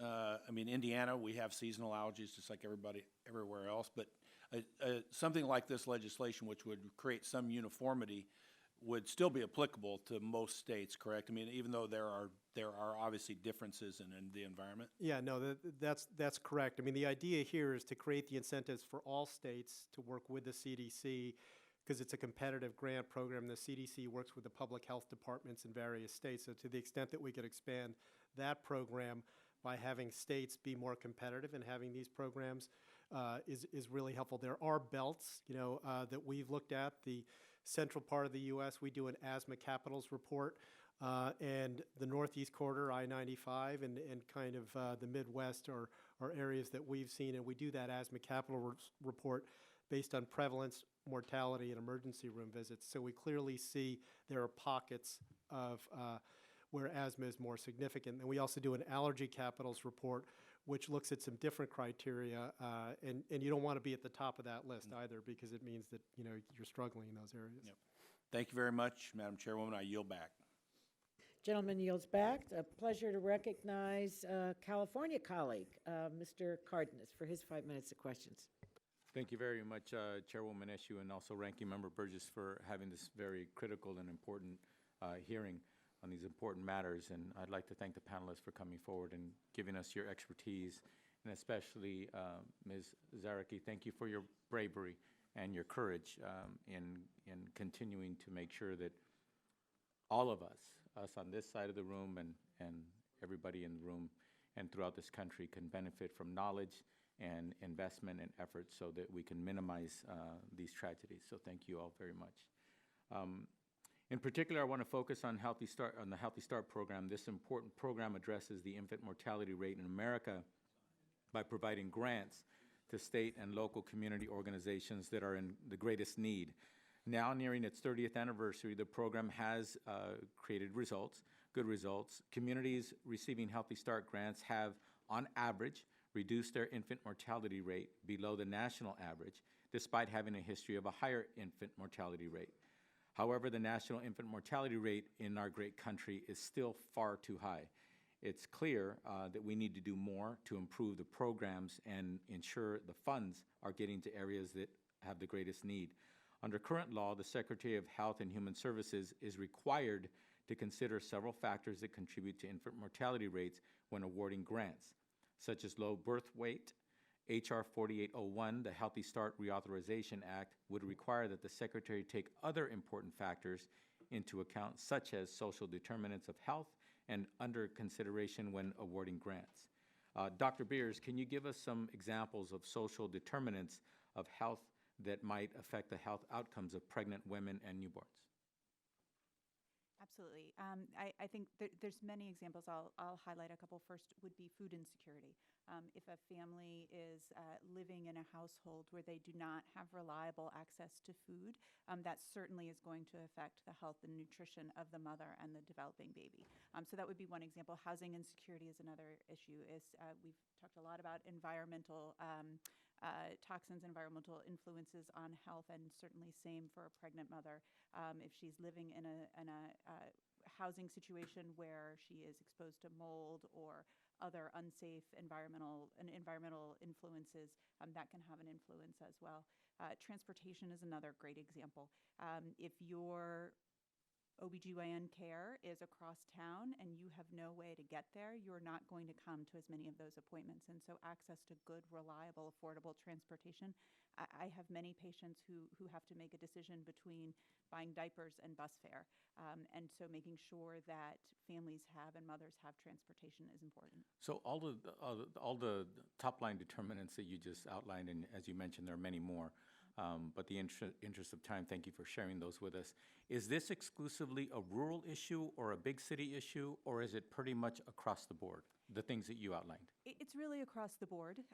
Sometimes, I get asked this question a lot living here in DC where we are very close together, but sometimes it is just as long to get to an appointment as it might be in a rural area. So it really is across all jurisdictions. Is this a minority issue, or is this an American issue across the board? It's absolutely an American issue across the board. There are significant racial and ethnic disparities that do exist that we need to dive into, but it is an issue for all families. Okay, thank you. Healthy Start grantees also coordinate with other evidence-based programs that serve infants and their families, including the Special Supplemental Nutrition Program for Women, Infants and Children, or WIC, and the Early Childhood Home Visiting Program. Dr. Beers, can you explain these programs, how they work together with the Healthy Start program to support newborns, and how coordination with these programs can be streamlined to improve healthy outcomes? Absolutely, absolutely. I think one of the key points of the Healthy Start program is the focus on care coordination and individualized services. And so really through the program, helping families to access all of those different services that you recommend that they may need. Families have an assessment done when they first enter the program to really target in onto what those needs are, and then help connect them to existing services to duplicate or to decrease duplication of programming and duplication of services. So again, I'd like to clarify, and the reason why I'm having this clarification, because far too often when we see communities in need in America, they tend to show minority communities, poor inner city communities. But I just would like you to help clarify, is this an issue that faces all Americans, white, black, brown, women, men, children? Is it pretty much across the board? Yes, it is. Okay, thank you very much for your clarity and for your expertise. I yield back. A gentleman yields back. Pleasure to recognize is he here? Oh, there you are, leaning back. Yeah. Oh, Guthrie. I don't have any questions. You don't have any questions? Happy New Year to you, John. Lovely to see you. All right, I'll recognize the gentleman from Kentucky, Mr. Guthrie, for his 5 minutes of questions. Thank you very much. And I'm sorry, there's another hearing of this same committee, a subcommittee that I've been in this morning. And so I'm actually going to kind of follow up with you, Dr. Beers, but Mr. Cardenas kind of asked some of the questions that I was going to ask. But first, I just want to thank Ms. Recchi for being here.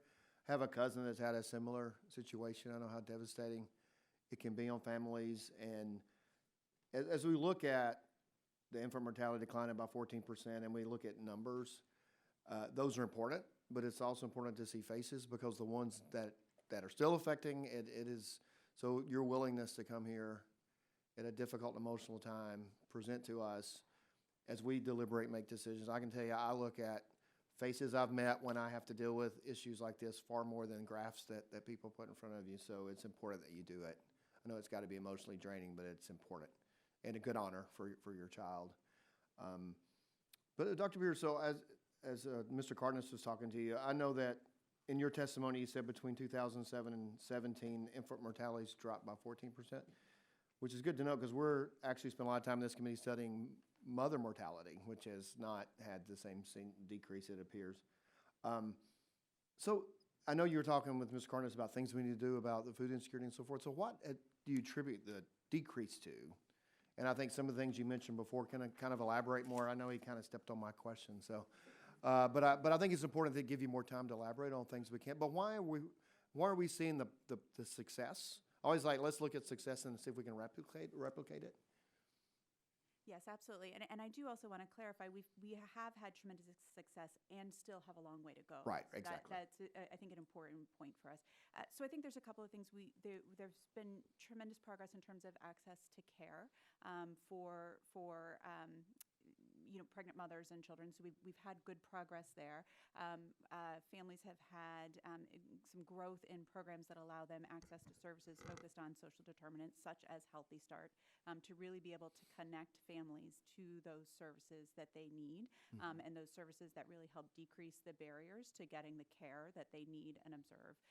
We have grown quite a bit in our medical knowledge in terms of care of newborn infants, and things like sudden infant death syndrome and sleep-related death issues, which contribute to that infant mortality rate. So it really is a combination of a lot of different things. That some of the things that really do remain, as I mentioned in my testimony, there are still tremendous and very troubling racial and ethnic disparities in the infant mortality rate, and we need more information, and we need to dive deeper, and we need to seek community solutions for how we continue to address those. Okay, thank you very much. And then switching a little bit, Mr. Mendez, as also, Congress is a snapshot of the American public, and I'm a father of a daughter with a nut allergy and an uncle of a nephew who goes here in Georgetown, but he was home in Kentucky over Christmas and was in the emergency room eating something that had peanuts in it. And so as your parents, and you particularly talking about schools now, you can control the environment, you read every label, you become obsessive about anything that might have traces of nuts in it, but then you send them off to school. So that's why it's important that public policy plays a role in what's happening in schools. And I was in the Kentucky General Assembly, and we took steps. So I guess our states, does it take the federal government having states do this, or what are states doing now? I think we have a role, but what is states doing now in terms of allergies what are good examples of states? It really depends on the state, but there's some, for example, Delaware that has stock epinephrine, and they encourage that. I mean, there's always a sensitivity about whether or not you want to have mandatory medication in the classroom. That's kind of some of the issue, but to the extent that you have training and an emergency action plan, and they're trained personnel within the school to respond to those issues, that's really important. I mean, anyone who has an allergy or asthma that's life-threatening should have medication and be working with their doctors, and should bring it with them to their school and let the school know that they have this. And this legislation helps encourage that and create incentives for that. So that's really important.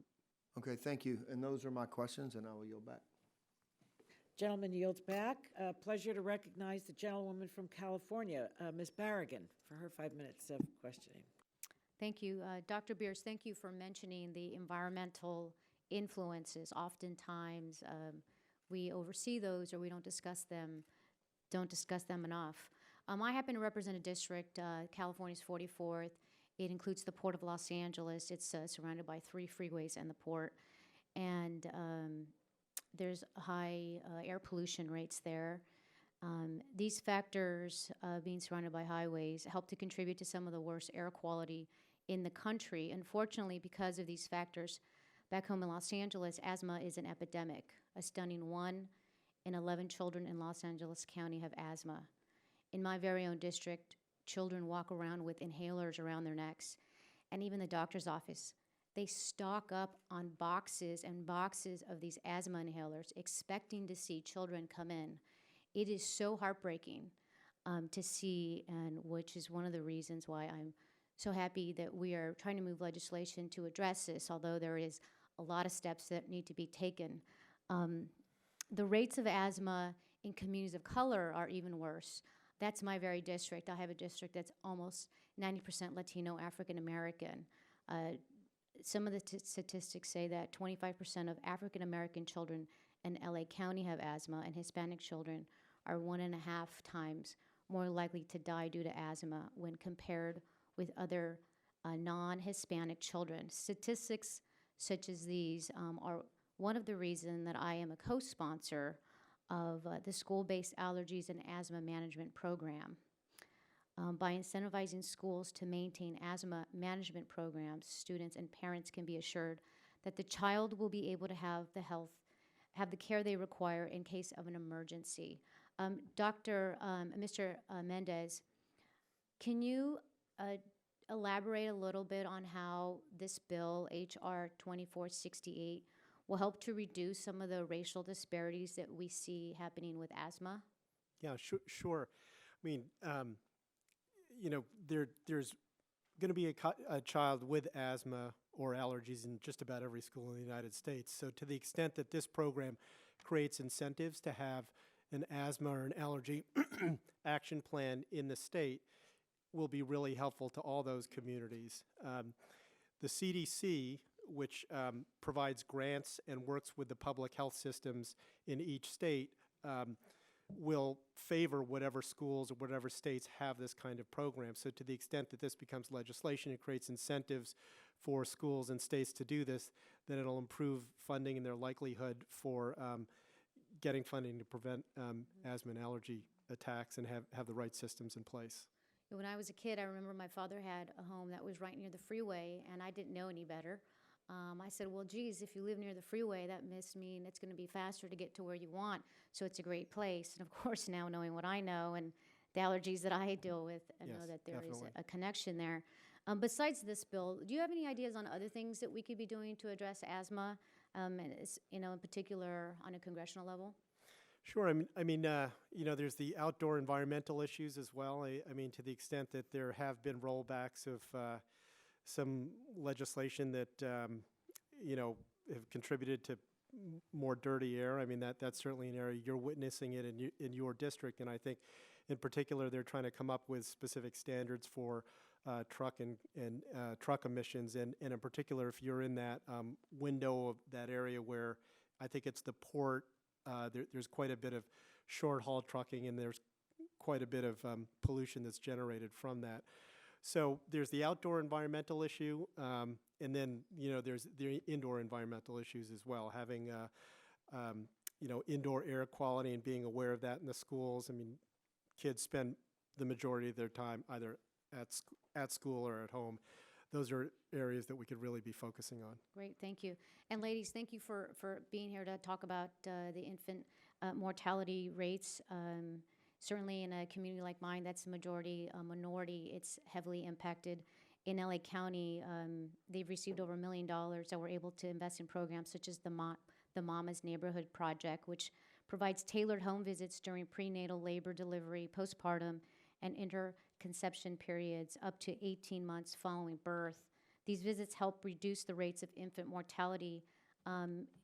With the last 10 seconds I have, do either one of you, can maybe you comment on how else the Healthy Start program worked to reduce the racial disparity?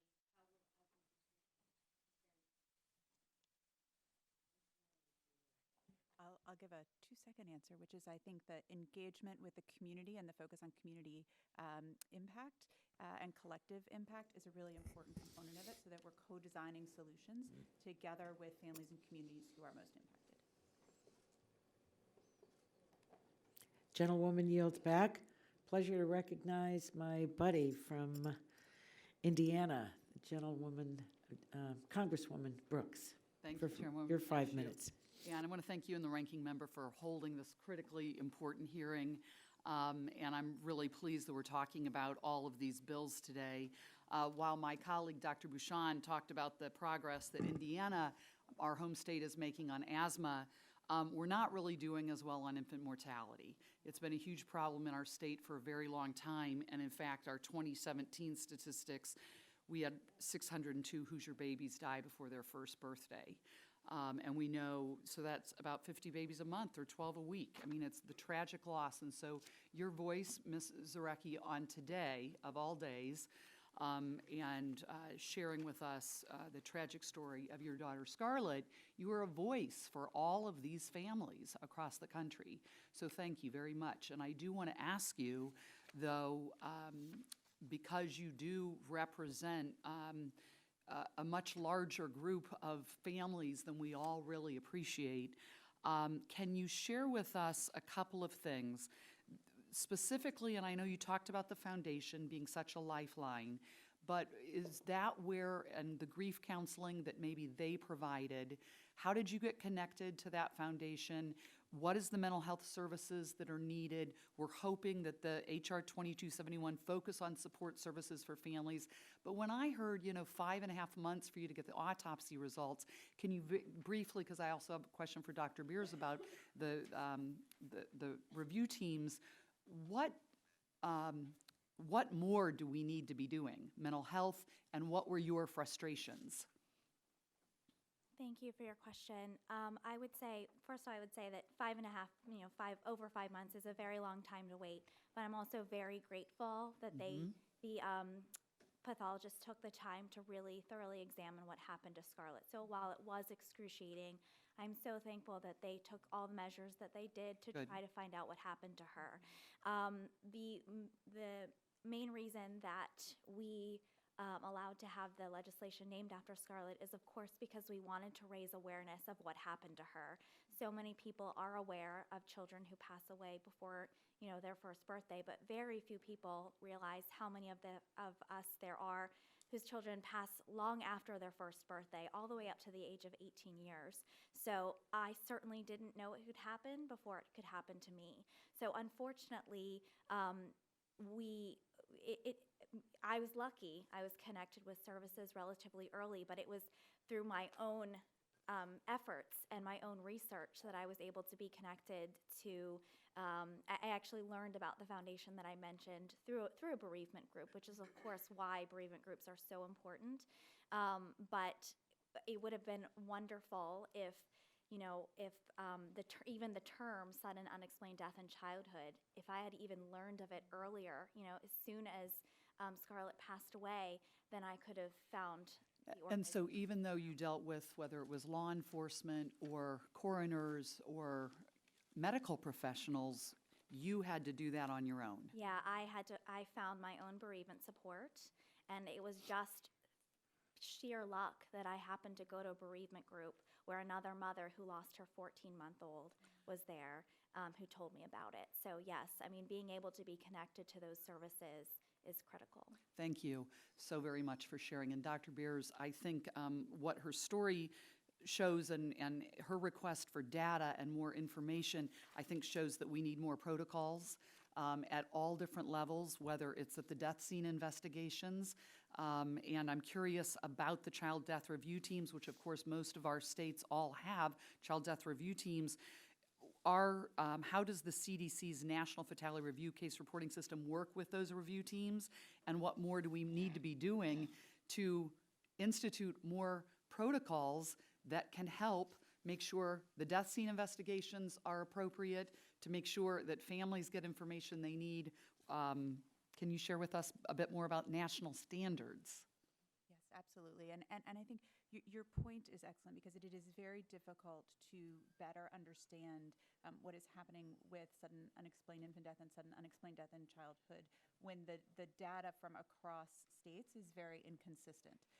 And so it is difficult to get a full picture. And so your point is very good in that aligning those reviews with CDC standards, with consistent standards, is very important. I think there's a training piece of it, right, where the review committees need to have clear and consistent training with resources that link into the registry, as well as a resource piece of it. Many of these review committees are under-resourced, and so there's the increased investment in that is also important. Thank you. And before I yield my time, Madam Chairwoman, I'd like to acknowledge all these kids who are in the audience who are incredibly well-behaved and quiet and so good, and so kudos to you this far in. So I yield back. Gentlewoman yields back. The reason they're quiet is because we put them to sleep. It's a pleasure to recognize the gentlewoman from Illinois, Ms. Kelly, for her 5 minutes of questions. Thank you, Madam Chair, and I'd like to thank you and the ranking member for us discussing this very, very important topic. It's just so astonishing to me when I hear about this, because I've worked 3 years on maternal mortality, and it's so similar, the issues. And I want to thank all the witnesses, and particularly you and your husband, for sharing Charlotte's story. Thank you so much, because that takes bravery and courage. So we really, really appreciate it. I wanted to know, Dr. Beers, could you speak to why it's not only important to reauthorize the program, but why updates to the program are necessary, and how that will contribute to the reduction of health disparities, such as the consideration of social determinants of health? Absolutely. No, I appreciate that. And I think as we have often talked about the importance of knowledge and research, we have more knowledge and research than when the program was initially authorized. And so incorporating that into the legislation is very important. I think we've talked about this a bit, but the social determinants and social influencers on health are such key contributors to infant mortality and maternal mortality rates, that really incorporating those into the legislation and into the program, I think, are critically important and will help us to continue to bring rates down and continue to move forward. As the chairwoman said, we were able to pass bipartisan legislation out of this committee on maternal mortality, but one thing we haven't done yet is after you have the baby, and the importance of care, not just for 2 months, but a whole year, studies have found. So that's something that I'm going to continue to pursue and push in both cases, because it's so very, very important. Ms. Zarecki, is there anything that you would like to say that we haven't asked you? That's a tall question. That's a Just big anything question. else? Yeah, I guess I would just like to, thank you for hearing Scarlett's story and recognize that Scarlett is one child, but there are thousands of children out there who really need Congress. The families really need Congress's help to figure out what happened to them and stop it from happening in the future. Thank you so much, and I yield back. Gentlewoman yields back. We're all grateful to her. She is the resident scholar and leader on the issue of maternal mortality. Pleasure to recognize the gentleman from Georgia, the only pharmacist in the Congress. Thank Carter. you, Madam Chair. Thank you. And thank all of you for being here, especially you, Ms. Zachary. Thank you. Appreciate this very much. Dr. Breeze, I want to start with you. Let me ask you, you familiar with Dr. James Snow? Did you ever read that book, Ghost Map? That's a great read. I hope you'll get an opportunity. It's about cholera and how he, back in the mid or early 1800s, how he finally used data to figure out what was causing that, and actually was able to get it down to a single well where people were getting water, and that's how they were getting infected, and that's how many people had died. And that's what I want to concentrate on here, because I'm from Georgia, and we are the #1 state in maternal mortality, and I still cannot understand that for the life of me. But I just want to ask you, how important is the data collection, and how important is it to make sure you're asking the right questions, and are we asking the right questions? Oh, thank you for that, and I agree that that story is a wonderful public health story and highlights the importance of data. The data is very important in this, and we are asking some of the right questions, but I'm not sure we're asking all of the right questions, and I'm not sure we're always asking the right people the questions. I think it's important for us to expand our data collection in this area to really be talking to affected families and to mothers who are receiving prenatal care, and find what their barriers are, find what things where they're accessing, where they're getting difficulty accessing services, and or what things they're running into. And when we can match that qualitative data that we get from asking those questions with the sort of more quantitative data, that's going to give us a more full picture and help us further go down the line. What kind of challenges are you having now in the way of data collection? What are your obstacles? Yeah. So there's a number of things. I think, we certainly have nationwide reasonable access to sort of secondary data, hospital-based data, right? But it's harder to get data on some of the social conditions that families are living in. It's harder to get this more qualitative data. I don't mean to interrupt you, but from what I understand with maternal mortality, economic, the economic level doesn't really enter into it. And it enters into it, but we see these racial and ethnic disparities despite socioeconomic levels. So it's kind of a yes and situation, but also recognizing that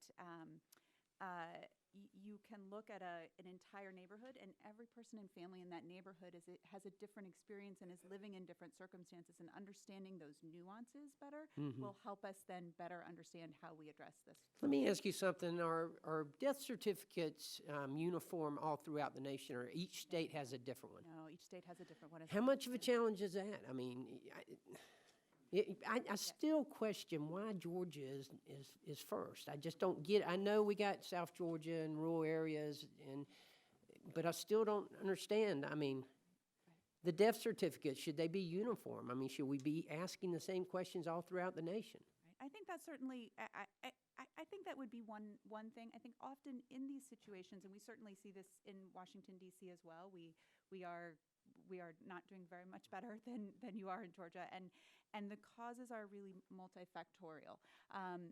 There's often you can address certain issues fairly easily, and then when you get to some of these really difficult, complex issues, the causes really are multifactorial. So it has to do with education and access to care and bias in healthcare and social determinants of health and how all those things interrelate. And that is a more difficult thing to tackle, and it requires a deeper investment to tackle it. But you would agree that most probably not everyone is defining maternal mortality the same throughout the country? In other words, this very well may have been something that's not reported in one state. It is reported in another state. I don't know.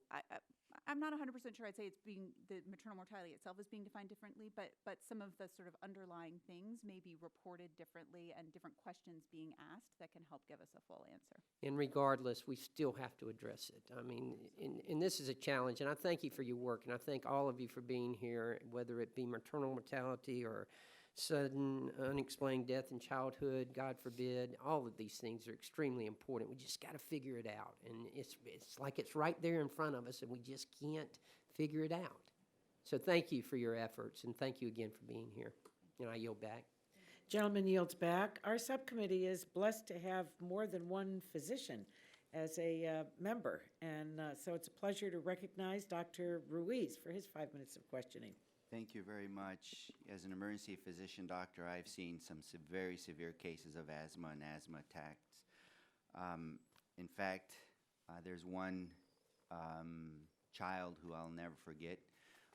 He died in the emergency department. He's a young 6 to 8 year old African American boy playing games with his stepfather, and then suddenly just went into a dramatic asthma attack, was brought into the emergency department. After a long and intensive resuscitative effort with multiple doctors, he was pronounced dead.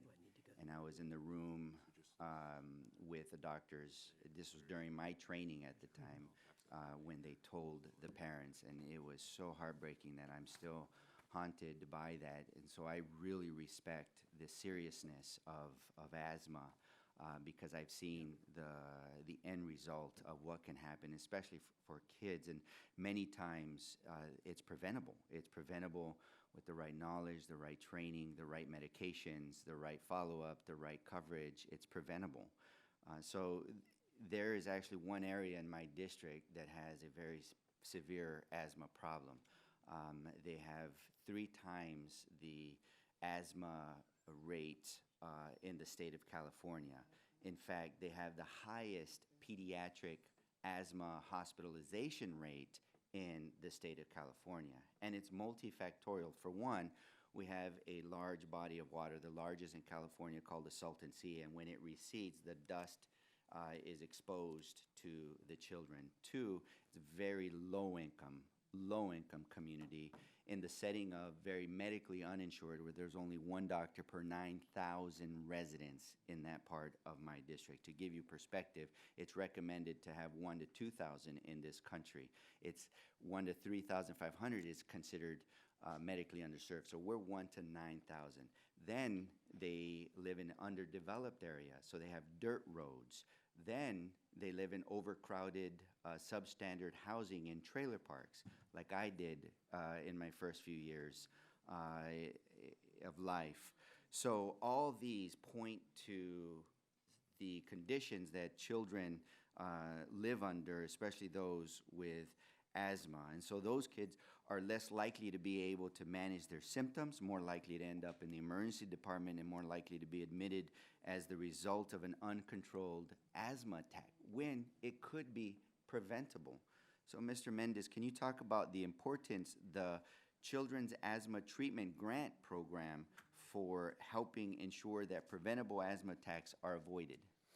Sure. The grant program administered by the CDC, the National Asthma Control Program, takes a public health approach and tries to work with state health agencies in order to provide funding to have upstream remediation to issues like that. And then to the extent that this program could be rolled out more and have more states win these grants in the public health systems, then I think we'll see on-the-ground improvements, because we've seen overall in the various states that have it right now, reductions in emergency room visits, improvement in adherence to medication, reduction in hospitalization. So, I mean, those three things are really helpful. And, with an $82 billion cost of asthma to the healthcare system, there are ways to reduce that through upstream programs like this, through the National Asthma Control Program. I think we increased the budget by $1 million this year. You voted for that, but to the extent that we could have even greater funding for it, and I think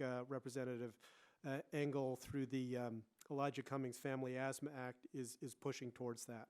And can you walk us through how environmental factors and by extension the social determinants of health affect the overall public health? Sure. I mean, there's some overlap here, but if you go into housing where there's mold, cockroaches, these are all triggers for asthma attacks. So I've been in housing situations or visited housing where I've gone in with a trained health worker who's basically said, you need to remove the carpeting, you need to work with your landlord in order to have them patch up the rodent holes. And how does poverty affect? It's significant. I mean, that's really part of it. So to the extent that you can control or improve the indoor health environment, then it'll have better outcomes for the patient. It's also a matter of coverage. It's also a matter of being insured and being able to afford your proper asthma course. Most people think it's just the albuterol inhaler when you're having the attack. That's the rescue, but the prevention is the other medications. That's correct. Thank you. Gentleman yields.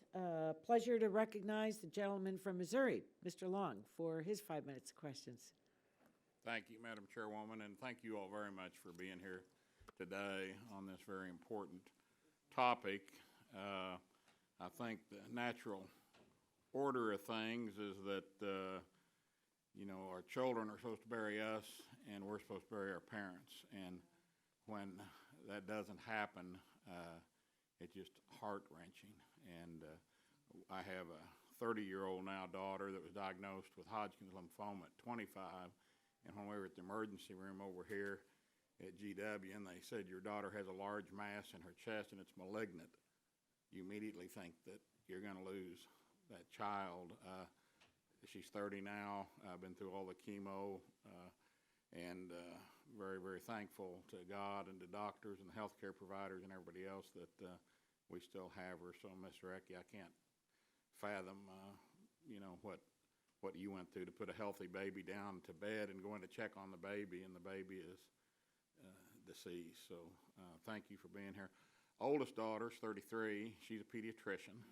And I think I have one of her cards in my pocket. And unfortunately, I think it's in my left pocket, so I got to figure out how to get it out. But I'd like to give it to you, Dr. Beers, and just if you wouldn't mind, just to text her a little note or something, say I was with your dad today, and because it's a great honor to have the president-elect of the American Academy of Pediatrics with us, with my daughter being a pediatrician. I just wish she didn't have a 6-month-old poodle, because I was babysitting the poodle, and out under the gate it went, and you see the end result here. But I am advertising for somebody who is some sling provider, it looks like. So, but anyway, that was my Christmas present to myself, was to break my shoulder on the Friday before Christmas, wrangling her poodle. But the poodle did survive, I got to tell you. Dr. Beers, as a pediatrician with a focus on community pediatrics, what's been your experience with the Healthy Start program and how it's been able to remove barriers accessing health care? Thank you very much, and I'd be delighted to speak with your daughter. It's wonderful to hear of that connection, so thank you. And we have Healthy Start here in DC, so I have the privilege of having had families and patients who've participated in the program, and I think there's really a couple key pieces that highlight the importance of the program in my experience. One is the real patient and family-centered nature of it. It's very individualized. It really takes the family's preference and needs into account, and then really works to help connect the family to the healthcare services, to the other enabling services that they that can help support them in accessing the care they need to do the best they can for themselves and for their family. I think it's also, as a program, it is very connected and engaged with the rest of the community and the rest of the community-based services, so that you're really utilizing all the resources available to you in your neighborhoods and in your community. Okay. How does the Healthy Start program support provider training? It helps support provider training in a number of different ways. By giving medical providers the education about how to access these services and about and about what needs families have and how to connect them to that. It also helps with provider training, not non-medical provider training as well. Okay, and how does the Healthy Start reauthorization address the need for collaboration with these providers? That's great. And I think, one of the most important things that I've learned through my career and through working in the community is that we all work better when we work better as a team. I have my own set of skills and experiences. My colleagues and partners have their set of experiences. Our social worker have their experiences. Our WIC nutritionist has her skills and experiences. And so we do better for families when we all come together and work together as part of a team. And that's what Healthy Start helps promote. Okay. You also mentioned the serious maternal mortality crisis that we're facing, and I'm a member of the Black Maternal Mortality Caucus, and we are doing everything we can to figure out what's going on there. Can you discuss the role of Healthy Start program can have in reducing maternal mortality? Absolutely. And it comes back to some of these tenets of identifying what a family's needs and barriers are to accessing good quality care, and then helping to break down those barriers so that mothers can get there. And so, one of the first and most important things for a mother when she's pregnant is to be able to get to her OBGYN care and access those services early and on a regular basis. And Healthy Start can help break down those barriers. It can help identify what some of the social determinants and what some of the social needs may be that are getting in the way, or as we were speaking earlier, may be contributing to poor maternal health outcomes, and start to address those things as well. The food insecurity, the housing insecurity, things like that.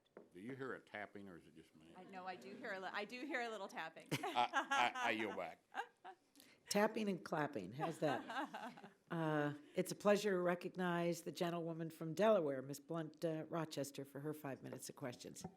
Thank you, Madam Chairwoman, for recognizing me and also for this important hearing. And I'd also like to apologize. Some of us may be going in and out because of a competing hearing, but this is a very important hearing.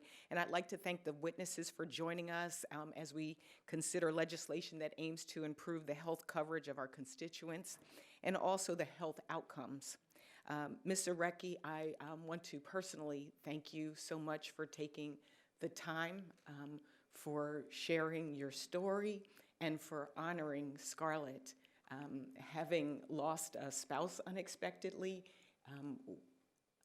I understand turning that pain into purpose. And so I thank you, and I thank your family for being here today for something that's vitally important to our country. Last year, I was proud to support the passage of H.R. 3172, the Safe Sleep for Babies Act. Today, we have an opportunity to continue those efforts by looking at H.R. 2271, Scarlett's Sunshine on Sudden Unexpected Death Act. We need a strong, multifaceted public health approach in order to understand the causes of sudden unexpected infant death, SUID, and sudden unexpected death in childhood, SUDC, and how we can prevent instances of both. I'm a co-sponsor of H.R. 2271 because I believe this legislation achieves those goals, and I'm thankful for my friend and my colleague, Congresswoman Gwen Moore, for introducing this legislation. As the chairman pointed out, this multifaceted approach includes grant funding for state and local health departments, community-based organizations, and nonprofits so that they can provide support to families who have lost an infant or child to SUID or SUDC. And I'm pleased to hear that the services had a positive effect on your family as well. Mr. Recchi, in your testimony, you shared the important policy priorities that we should be considering. And the strength of H.R. 2271 to me is that it recognizes those priorities and it puts our money where our mouth is. The bill authorizes $8 million to improve how we investigate and record the unexpected deaths of infants and children, $1 million to improve case reporting, and $15 million to help states develop and implement prevention strategies. Mr. Recchi, do you think that it would be difficult, challenging to make the progress that we need to make without including funding for these critical activities? I think that's an easy question. Absolutely. Absolutely. Are there other sections of the House bill that you think make the House version strong? Of course, one element of the legislation here in the House, of course, is that the addition of the family support and the bereavement support. You know, it's a critical piece, I think, to being able to support families after their loss and their unique needs. Yes, thank you. Another public health issue facing children across the country and in Delaware is the rate of asthma among school-aged children.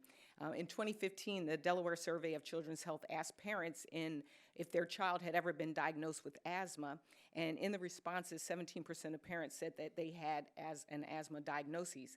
For this reason, we must have strong policies in place and equip our schools with the tools they need to support these efforts.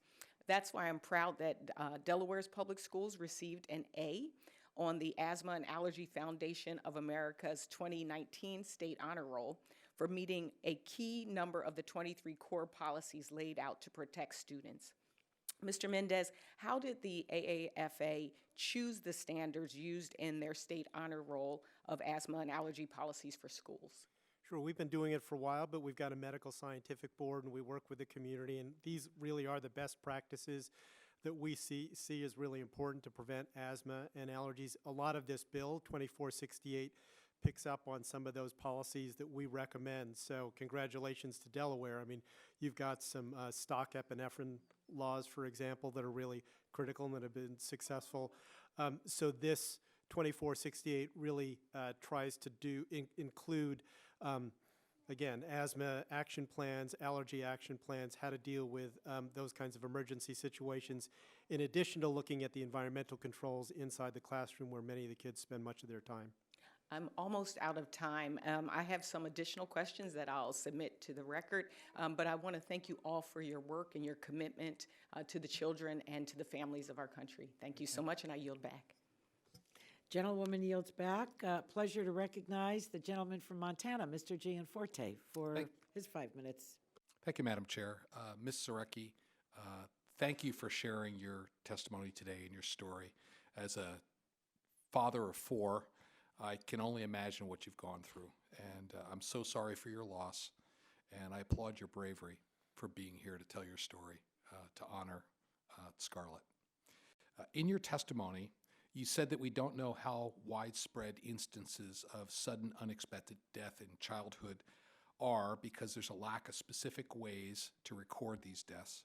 I was hoping you could share with us, from the perspective of a parent, what was the process like for you to determine your daughter qualified as an instance of sudden unexpected death in childhood? For us in particular, about a little less than 48 hours after Scarlett passed away, we heard the initial results of her autopsy, which is, of course, that it was undetermined, her cause of death. And then we waited a little over 5 months to get the full autopsy and the full gamut of tests back. So, and then even then, her cause of death was considered undetermined. So there is there's a lot of different terms that do relate to how these deaths are classified. And so that was, through that process, and then being able to speak with other families who experienced similar losses, that's how we found that out. And at a terrible time where you wanted answers, there was really just no certainty for you. Yes, and to this day, I mean, it's really, truly terrifying to know that I don't know what happened to my daughter, and you want answers. You want to know what happened, But you also want to know that it's not going to happen again. And living with that uncertainty for myself, for my subsequent daughter, for my husband, for my nephews and nieces, it's really, it's been 3 years today, and I'm just reliving, all of the triggers. And we just celebrated the second Christmas with my second daughter, and I was reliving Scarlett's second Christmas, which she died shortly after. So it has lasting impacts on me, and just the trauma associated with it. Again, thank you for your bravery and Thank being you here so much. today. Thank you. On a related note, Dr. Beers, in your testimony, you discuss how important death review teams are in understanding how these terrible deaths occur. Montana is a rural state. Could you talk about the challenges that death review teams have in rural parts of the country? Yeah, it is very difficult, right? Because it is, when your populations are smaller and more spread out, your expertise is a bit more spread out as well. It's there, but it is a bit more spread out and perhaps harder to access sometimes. And so I think it does circle back to the importance of some of the things highlighted in this bill of training, of standards, of support to be provided to death review teams across all states, regardless of the makeup, regardless of whether they're rural or urban. And so I acknowledge that it's a different challenge, right? Yeah. And that I think is one of the things that this bill helps to get at. Yeah, good. And Montana also, Dr. Beers, Montana's home to 8 federally recognized Native American tribal governments. And it's incredibly troubling that SUID and SUDC are so common amongst Native American peoples. What can the Indian Health Services do to better prevent these deaths? No, and I think it does, and again, goes back to some of the services provided through Healthy Start, really taking the time and investing the resources to evaluate families, to do intake assessments, to really get to the heart of what challenges they're facing and what their needs are, and then providing that individualized support to help make sure they get there. You mentioned living in a rural state. Access to care can be more difficult in a rural state because you have to travel farther, and you don't have as easy access to public transportation or other things. And so really kind of diving into what those challenges and barriers are and helping to identify solutions. Okay, I have a couple seconds left. Also, Native American women, as you noted, face higher rates of maternal mortality. How is maternal mortality and infant mortality linked? And how does fixing one affect the other? There's certainly are linkages in that the same influences on maternal mortality are very similar to the influences on infant mortality. And so if we address those things, it will help both those issues. Okay, thank you very much for your testimony, and I yield back. Gentleman yields back. Pleasure to recognize the ever-patient gentleman from Massachusetts, Mr. Kennedy. Thank you, Madam Chair. I am grateful for the opportunity. Thank you to our witnesses, and Ms. Zareki, thank you for being here as well. I echo the comments of my colleagues. I got a 2-year-old and a 4-year-old. Difficult to listen to your testimony this morning. And I wanted to start by saying about a month ago, I was at a coffee shop. I just finished a meeting, and I was on my way out. It was evening. It was dark, and it was raining. And a gentleman, probably about my own age, maybe a couple years younger, just grabbed me and asked me to read a letter that he scratched on a napkin as I jumped in the car. And I got in, I started reading it, and it was a letter about his son, Luke, who was 18 months old. My son at that point was about 22 months old, who told your story. Beautiful, bright, healthy, chaotic baby boy, fully vaccinated, walking, talking, beautiful, who went to bed and didn't wake up. And I went back inside and we talked for about a half an hour or so, and listening to that young dad try to make sense out of what happened, wrestle with the stigma associated with the loss of a child and the judgment that came down on him and his wife for the perception of having done something wrong and not being able to point to anything. And to still, as you articulated, search for answers. His request was that I co-sponsor your bill. And luckily I already had. But I think it highlights not just the obvious need to try to ensure that we do everything we can to make sure that this doesn't happen again, but to make sure that parents get answers and families get answers. And one of the things that stuck with me from our conversation was how he said he was, after searching for answers, they were fortunate to come across a research-based program in Boston that did help eventually diagnose a form of sudden unexpected death in childhood with that was consistent with an epilepsy pathway, but still largely unanswered. What struck me was you had a young dad who was in tears, who was talking about how fortunate he was to have come across a program that could help at least point in directionally to some explanation about what happened with his son. I've got a letter from his parents, from Garrett and Megan, that I wanted to introduce for the record, Madam Chair, as well. But I wanted to thank you, Ms. Recchi, for your courage and the strength that you show for Scarlett. So thank you. I also wanted to turn briefly in the time that I have left to another story of a baby who will be turning a year-old next month.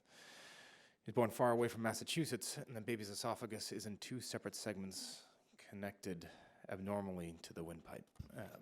Boston's Children's Hospital, Dr. Beers, is one of two places in the country that is capable of the surgery to correct that particularly complex and complicated case. And the family has been forced to reschedule that surgery 3 separate times since August because of their confusion within the baby's home state Medicaid vendor. We know the diagnosis. We know we can treat it. We know there are people that can conduct the procedure. And yet, the joint federal state nature of a Medicaid program prohibits that, oftentimes gets in the way. 6 months ago, the baby could have had surgery to relieve difficulty breathing and the pain that could result in trips to the ER. But confusion over those Medicaid regulations regarding out-of-state treatment for infants and children has prolonged that baby's suffering and that of countless others. So I know you're aware of similar stories, and I apologize for not giving you a whole lot of time, but do you think it would be beneficial to help simplify Medicaid screening and enrollment for clinicians who are providing the highest quality care, to specialized care to children, enabling them to get access to treatment for rare illnesses that are only available at specialty centers across state lines? All right, I can be very brief. Yes, we do support that. Anything that can decrease the barriers to care and streamline access to coverage I'm in support of that. Thank you. Thank you. Thank you for being here. Madam Chair, thanks for the hearing. Gentleman yields back. We thought, Mr. Kennedy, that the ACE Kids Act was going to address the very situation that you just pointed out. So I want to work with you to make sure that it is working. We worked so long and so hard to get that legislation over the line, and that was the full intent of it. And it's more than disappointing to me to hear what you just said. But at any rate, we need to work on that because that's an impossible situation for a family to be in. No one can go up against these programs and the federal government and the bureaucracy and straighten them out themselves. Now, the ever patient, my pal, wonderful member of Congress, your representative, Ms. Zaracki. We're fortunate to have him in the Congress. We love Mike Doyle. And so we're really pleased to welcome him to our subcommittee, and you have your 5 minutes for questioning. I want to thank you, Madam Chair, for your kindness and the ranking member for allowing me to wave on to the subcommittee today. Stephanie, I want to thank you and your husband Ryan, and I saw Ileana walking down the hallway. She's a very active young lady. Your testimony and your courage to come here today, this is a difficult day, but you're here. What you had to say touched every member of this committee. This is a start of regular order. Hearings will move into markups in subcommittee and full committee. I think it's safe to say, based on your testimony and the way you've touched every member of this committee, that this is a bill that will move quickly through the subcommittee and full committee process, and hopefully we can get this out to the floor and send this over to our colleagues in the Senate. And this is a great way to honor Scarlett's memory, and I just want to salute you for your courage in being here today. I know we've spent a lot of time talking about sleep-related deaths, but what happened to Scarlett is different. Maybe Dr. Beers or Stephanie, can you help us understand the difference or the distinction between SUDC or SUID and other sleep-related deaths because of unsafe sleep procedures? Explain the difference, because I think a lot of people see this as some sort of, unsafe practices in sleeping. So if you could take a moment to maybe just explain that. Absolutely. Yes, absolutely. And I appreciate the question because I think it is an important clarification. And I should say, I think often the reason that we talk more about sleep-related deaths is because we have more data and information on that. And we are better able to articulate some of the reasons and causes behind it and what to do. And I think that does then highlight one of the challenges for sudden unexplained infant death that may not be sleep-related and or sudden unexplained childhood death, is that we don't have that data to be able to talk about as much of that data as to be able to talk about how to prevent it. And so SIDS, or sudden infant death syndrome that is sleep related, is a initially unexplained death in infancy that then is ultimately attributable to sleep positioning or to sleep practices, or sleep related in some way, and that is often determined through the death scene investigation or death fatality review. But there are many, many children who die unexpectedly in infancy or childhood for whom we don't identify a cause, and that it's not sleep related. Yeah, and maybe that just leads into my second, what kinds of research are being done into SUID that can be expanded to also older infants and children? Yeah. No, I think it's a great question. I think Ms. Zarecki spoke actually to some of the most important things that are happening, and then also highlighting it is sometimes difficult to do research if you don't have the data. And so this bill focusing in on making sure that we're starting with good data so that we can then build on that, I think is a really important piece of it, and also making sure that we're investing resources to be able to do that research. And what kind of data is currently being collected on SUID, and how might that also have some apply to older children? Yeah, it's part of the challenge is that it's inconsistent. So there typically is data collected from autopsy results and or from death scene investigation, but there's a bit of a lack of consistency in the way that's done across jurisdictions, and so that makes it then difficult to bring all those stories and cases together to start to draw some conclusions from that. And Stephanie, I have 48 seconds. I want to give you a chance to add anything you'd like to add or say. Thank you. Since I'm the last speaker. Thank you. The party's ours, right? Thank you so much. And I thank you so much for being here. It means a lot to see a friendly face. This is very intimidating. And We all have friendly faces. no, Wait well, a minute here. a face that's a little bit more Yeah. well known to me That's right. in No, my that's- little town yeah, in that's all Pittsburgh. right. I'm So, teasing you. But I just want to thank everyone for listening to Scarlett's story, and I do want to also thank you for pointing out the fact that, of course, there are Scarlett's death is a sleep-related death, but as far as we know, it's unpreventable. We can't predict it, and we can't prevent it. So while we have made great strides in sleep-related deaths as related to potential hazards during sleep, we have barely scratched the surface. On what's happening to these other kids. Like there's a reason the numbers have gone down and then they've kind of stagnated. So I have on the back of my shirt right now, I have the names of hundreds of SUDC children who have been lost, and that is just a small fraction of the children representing the families who have just been shattered, who need answers, and we need systems in place to collect the data so that we could do the good research and we can figure out why this is happening. It really is an area of public health that has just not been addressed. Thank you.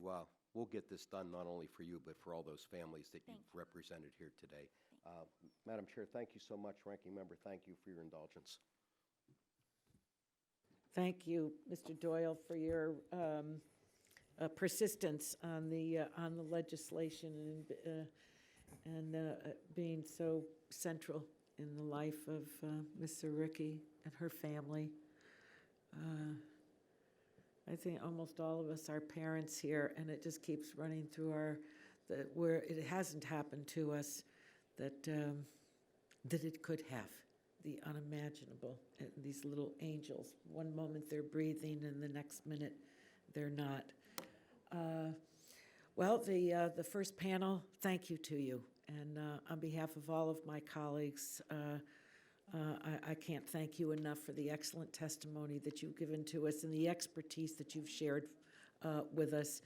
You can see that the committee was fully engaged, asked excellent questions, and you have now built a very sound foundation for the legislation. So thank you to you. I'm going to ask the staff to prepare the witness table for the next panel, and we'll get as much done as we can before we have to depart for the classified briefing on Iran and Iraq, which begins at, I believe, 1 o'clock in the congressional auditorium.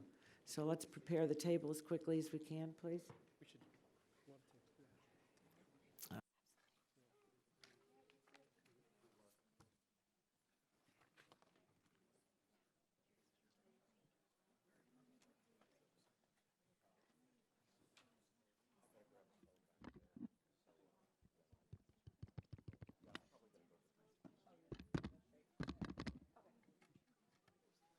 Let me ask the witnesses of the second panel, would you like a lunch break? Because you haven't left the hearing room. Would that be, does that work for you? I mean, we're going to have to come back. So we either come back and start with the full testimony or hear from you. We're going to have to leave here a little after 1:15. It takes time to get over to the congressional auditorium. It's in the bowels of the 9th floor under the Capitol. So, Do you just want to do testimony and then we can break? well, all right, let's see. Do you want to do the testimony and then we'll take a break? Okay. All right. Yeah, and then we'll see how many people come back. All right. I'll be back. I'll listen to you. I'll ask you lots of questions. So will Mr. Burgess, Dr. Burgess.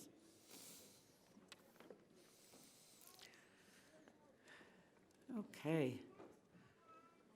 Thank you, first of all, for being here this morning and waiting and listening.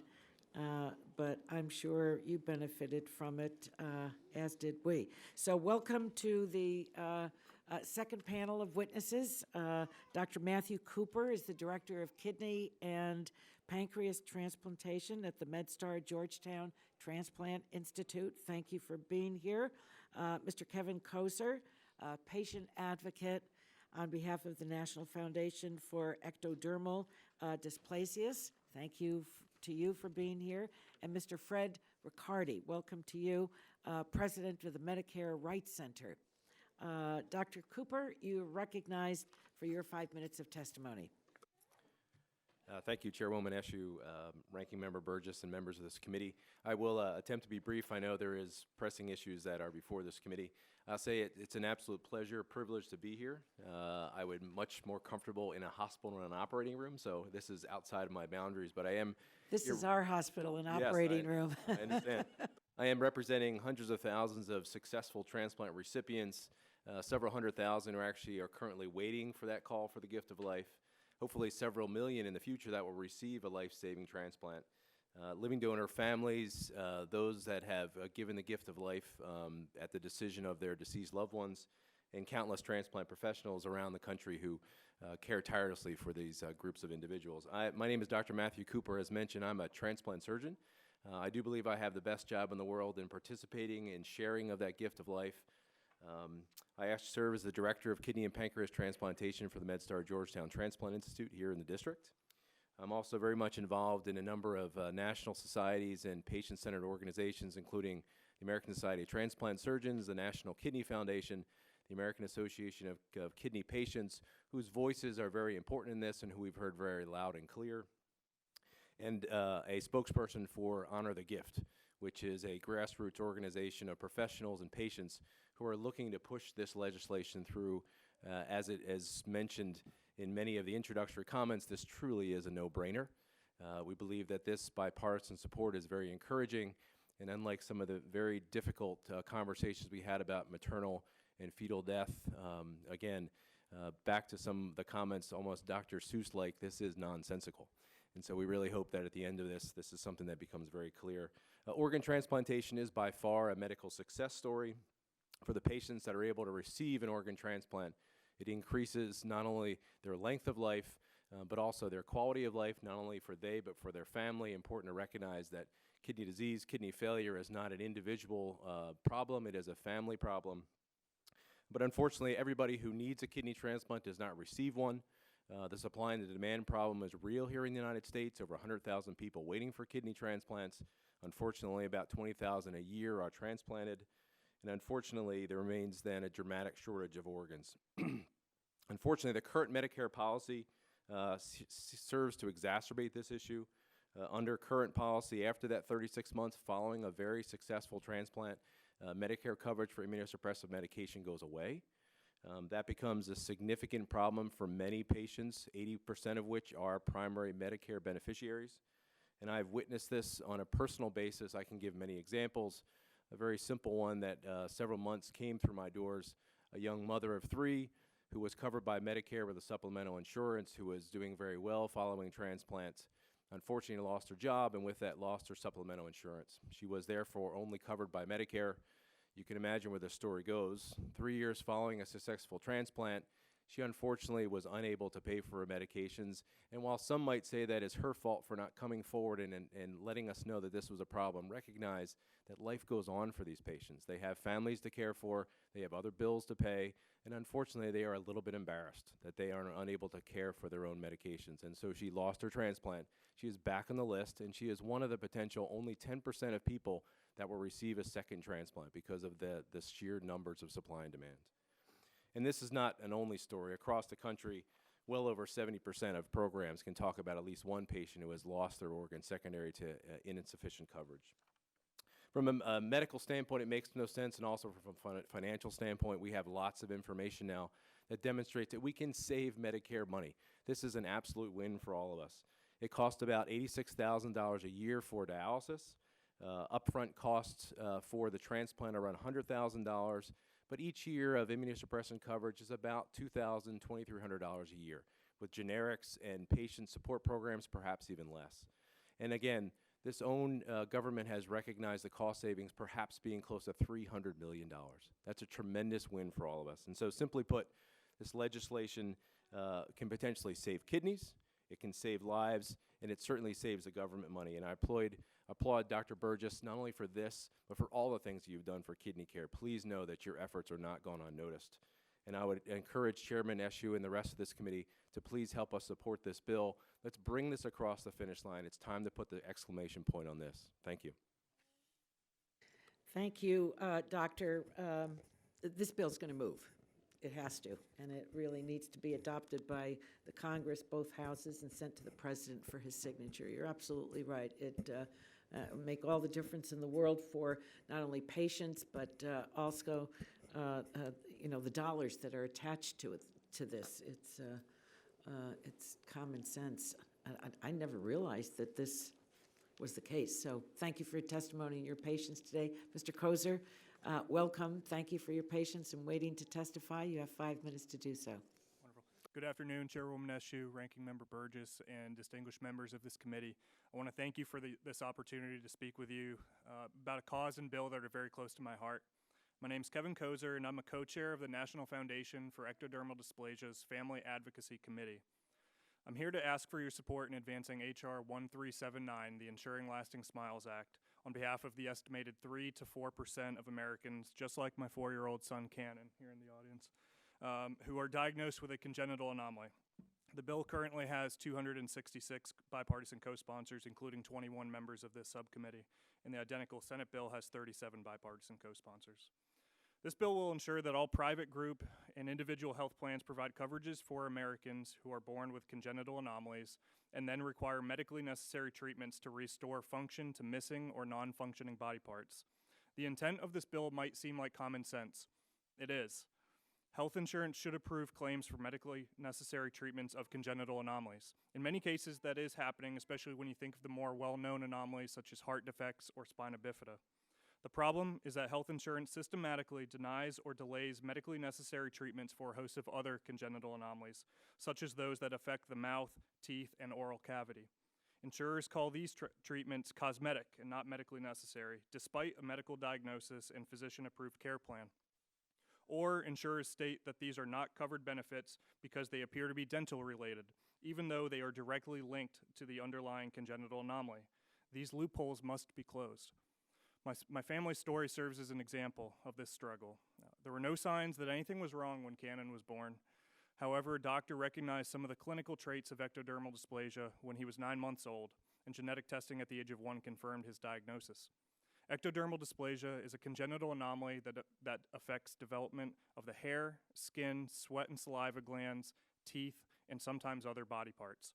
But it is specifically issues with the mouth, teeth, and oral cavity that has galvanized support from our families to lead the charge in advocating for this bill. Teeth are missing or completely absent. Their eruption is delayed. Their enamel is weak. They are cone-shaped. And the jawbone and gum line recede and decay. Cannon is now 4 years old and just sprouted his first tooth. X-rays indicate that he only has 4 total teeth. A child without ectodermal dysplasia typically grows about 20, and an adult grows between 28 and 32. Now please put yourself in Cannon's shoes and imagine the drastic impact this has on your health and daily life. Your diet is severely restricted. Therefore, you lack proper nutrition and are likely underweight or considered failure to thrive. You'll choke, even on soft foods, because you cannot chew. Your inability to chew results in gastrointestinal and digestive complications. You struggle to speak properly. Your jawbone and gum line decay and recede from the lack of teeth. You'll need a team of physicians across multiple medical disciplines, all of whom tell you that your health is suffering because you don't have a mouthful of functioning teeth. While there's no cure, there are several common treatments that are medically necessary in order to manage these issues. These treatments are not optional. First, prosthetic teeth or dentures, starting between the ages of 2 and 5 and replaced every 1 to 3 years as the mouth grows. Second, surgeries to reconstruct and replace the decaying jawbone and gum line. And third, dental implants that are surgically installed once an individual's mouth stops growing, usually around age 20. Last Christmas, Cannon asked Santa Claus for teeth so he could, quote, chomp big bites of food like other kids in his preschool class. And please think about that. Our 3-year-old boy, who loves dinosaurs, dragons, and superheroes, asked for teeth for Christmas. We started pursuing dentures for him, but imagine the heartbreak when our health plan told us that, quote, any services relating to his teeth or intraoral structure supporting the teeth are not a covered benefit, even though that same policy has mandated coverages for medically necessary treatments of congenital anomalies. We are not alone. Aiden, a 14-year-old boy from Wisconsin, was first told that his oral treatments only served a cosmetic purpose, and other treatments were denied simply because they address issues in his mouth. Allie, a 13-year-old girl from Iowa, was told that her recent surgery to install implants was not a covered benefit due to the inappropriately applied dental exclusion. And Carl, a 47-year-old father from Minnesota, has fought for decades with his health insurance about the medical necessity of a fully functioning mouth, even when that same policy stipulates that accidental injuries to the mouth are covered benefits. The financial burden of paying for this care 100% out of pocket is substantial, especially when our families are already paying for congenital anomaly coverages through our monthly premiums. So why are health insurers bypassing clauses within their own policies, and why are the mouth and teeth being separated from the rest of the body when directly related to a congenital anomaly? We must close these loopholes to ensure that insurers use to bypass state congenital anomaly laws and their contractual obligations to approve claims for medically necessary treatments of congenital anomalies. Thank you. Thank you for your testimony, powerful testimony. Mr. Riccardi, it's a pleasure to welcome you, and you have 5 minutes for your testimony. Good afternoon. I'm Fred Riccardi, president of the Medicare Rights Center. Medicare Rights is a national nonprofit organization that works to ensure access to affordable health care for older adults and people with disabilities through counseling and advocacy, educational programs, and public policy initiatives.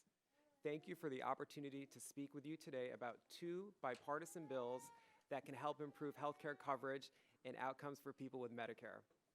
One such bill, the Bennies Act, introduced by Representatives Ruiz, Bilirakis, Walorski, and Schneider, would update Medicare enrollment rules for the first time in over 50 years to better empower beneficiaries to make informed coverage choices.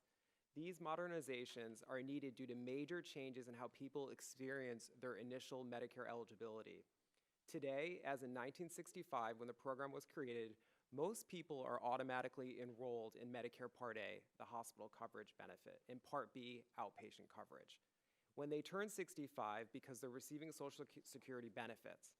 However, as an increasing number of Americans are working longer and delaying Social Security benefits, in 2016, only 60% of Medicare-eligible 65-year-olds were taking Social Security, compared to 92% in 2002. That's a big difference. Unlike those who are automatically enrolled, this growing cohort of employed older Americans must actively do so. Most can sign up for Part A at any time without a penalty, but enrolling in Part B is much more complicated. Enrolling requires that individuals understand when to sign up, during Medicare's time-limited enrollment windows, how their current insurance might work with Medicare, and what penalties may result if they delay enrollment, even by honest mistake. And the stakes are indeed very high. The consequences of any missteps can be significant and may include a lifetime Part B late enrollment penalty. This penalty accrues at 10% for every year the individual should have been enrolled but wasn't. Currently, there's approximately 760,000 people who are paying a Part B late enrollment penalty, and the average amount represents a 30% increase in the monthly premium. They may also face harmful gaps in coverage and exposure to high out-of-pocket costs. Because of Part B enrollment periods do not align, coverage starts later and beneficiaries may have to wait several months before coverage begins. This is true for the initial enrollment period. This is the window around someone's 65th birthday, and then also for the general enrollment period, the period that we're in right now, where there's a larger gap in coverage of up to 7 months. Americans who have other insurance, when they become eligible for Medicare, have even more to wade through, like whether Medicare will pay primary or secondary, and whether they can delay Part B without a penalty.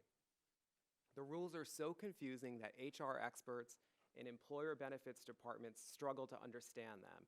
And clear advice from the federal government to those approaching Medicare eligibility would help, but no such notice is required at this point. As a result of this information vacuum, among the most frequent calls to our National Consumer Helpline are those from people or on behalf of people with Medicare who are struggling to enroll into Part B and experiencing severe gaps in coverage. Without immediate action, a growing number of Americans are going to experience these pitfalls in the current system. People are working longer and also delaying Social Security to collect their full retirement benefit. And more beneficiaries are going to face these critical Part B enrollment decisions. 8 former CMS administrators who served in both Democratic and Republican administrations endorsed the Bennies Act common sense solutions, which are needed now more than ever.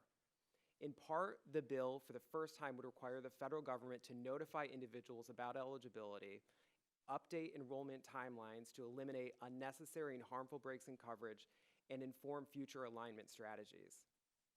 I'd also like to take some time and speak to the HR 3935, the Protecting Patients' Transportation to Care Act. Led by Representatives Carter, Cardenas, Graves, and Bishop, this bill would strengthen healthcare access for people with Medicare, including some of the 12 million enrollees who are also eligible for Medicare. And so for these people with Medicaid, dual enrollees who also have Medicare, they tend to have very complex healthcare needs that require regular visits to medical appointments. And reliable transportation to and from these visits is absolutely crucial, but not always readily available. In these instances, Medicaid's NEMT benefit can be a lifeline, facilitating access to needed care for those who have no other way to get to medical visits.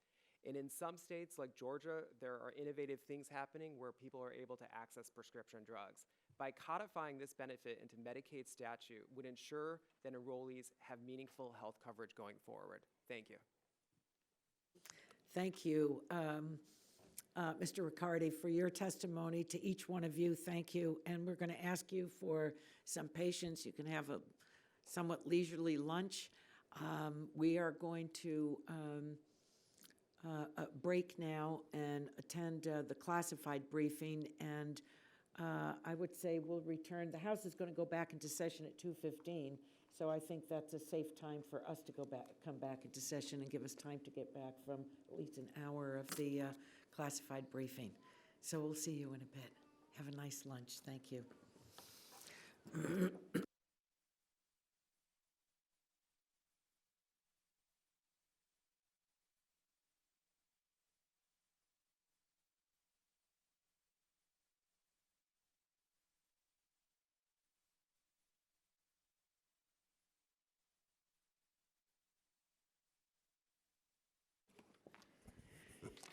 Okay, good afternoon again. Thank you to our second panel of witnesses for your patience and staying with us. We've now concluded the opening statements, your opening statements, and we'll move to member questions, and I'll recognize myself for 5 minutes to get the ball rolling on that. Dr. Cooper, thank you again. You gave excellent testimony today. 11,000 Americans, and you already know this, but I think it's important to state for the record that 11,000 Americans will die waiting for transplants this year. In the meantime, the Medicare program is putting people who are lucky enough to have a kidney transplant at risk by cutting off their coverage for immunosuppressive drugs. Why is that such a tongue twister? Why do you think this has gone on for 50 years? I can't help but ask that question. Yeah, I knew you were going to ask me that question, and I wish I But had I mean, the because answer there for are you. advocates, there have been transplants, people waiting, people knowing that they were going to die because of the way this thing is set up. Why has it taken 50 years? Well, I think the easy answer, Madam Chairwoman, is that when you look at Medicare, I'm not sure the A's, the B's, and the D's sort of all communicate with each other all the time. And what is potentially a loss in one area is a gain in the other. And unfortunately, it probably took your examples and probably the voices of those many patient organizations that I talked about to continually bring this up for folks to sit down and finally put all the numbers together in one place and recognize that, again, overall, this is a cost savings. But again, beyond that, this really is an ethical and a moral obligation now. It certainly to be able is. to Let me ask you this, because you are a transplant, you do transplants.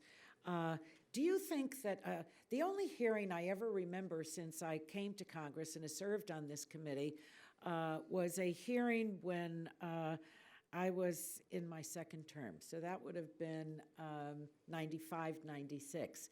And it was an examination of what are, of the system that we have that allocates organs. Are you satisfied with how that works in our country? Well, that's a great and very timely question, Madam Chairwoman. So the problem that we started this conversation with, supply and demand, that has sort of led to some because of the there are very difficult few decisions. that get one, Yes, get ma'am. get an organ. And so I think we, as a transplant community, we as the public, continue to seek for better ways to make sure that that valued and cherished resource gets to the people that need them the most. There is currently afoot an effort to try and change the allocation system so that we remove geographic boundaries, which is currently the primary way in which organs are allocated, so that we in fact are getting the organs to where they need to get to. We hope to eventually get to a point where we don't have that supply and demand problem, but until we get there, there is a need to continue to look at more ingenious ways to be able to assure that the organs are getting to the people that need them. Do you think there should be an examination, re-examination of the system that we have? Well, I think there continually is a re-examination, Madam Chairwoman. No, but by Congress. I actually think that the groups that have been contracted to oversee organ transplant through HRSA, UNOS, the SRTR, actually recognize again that there is an opportunity for us to do better.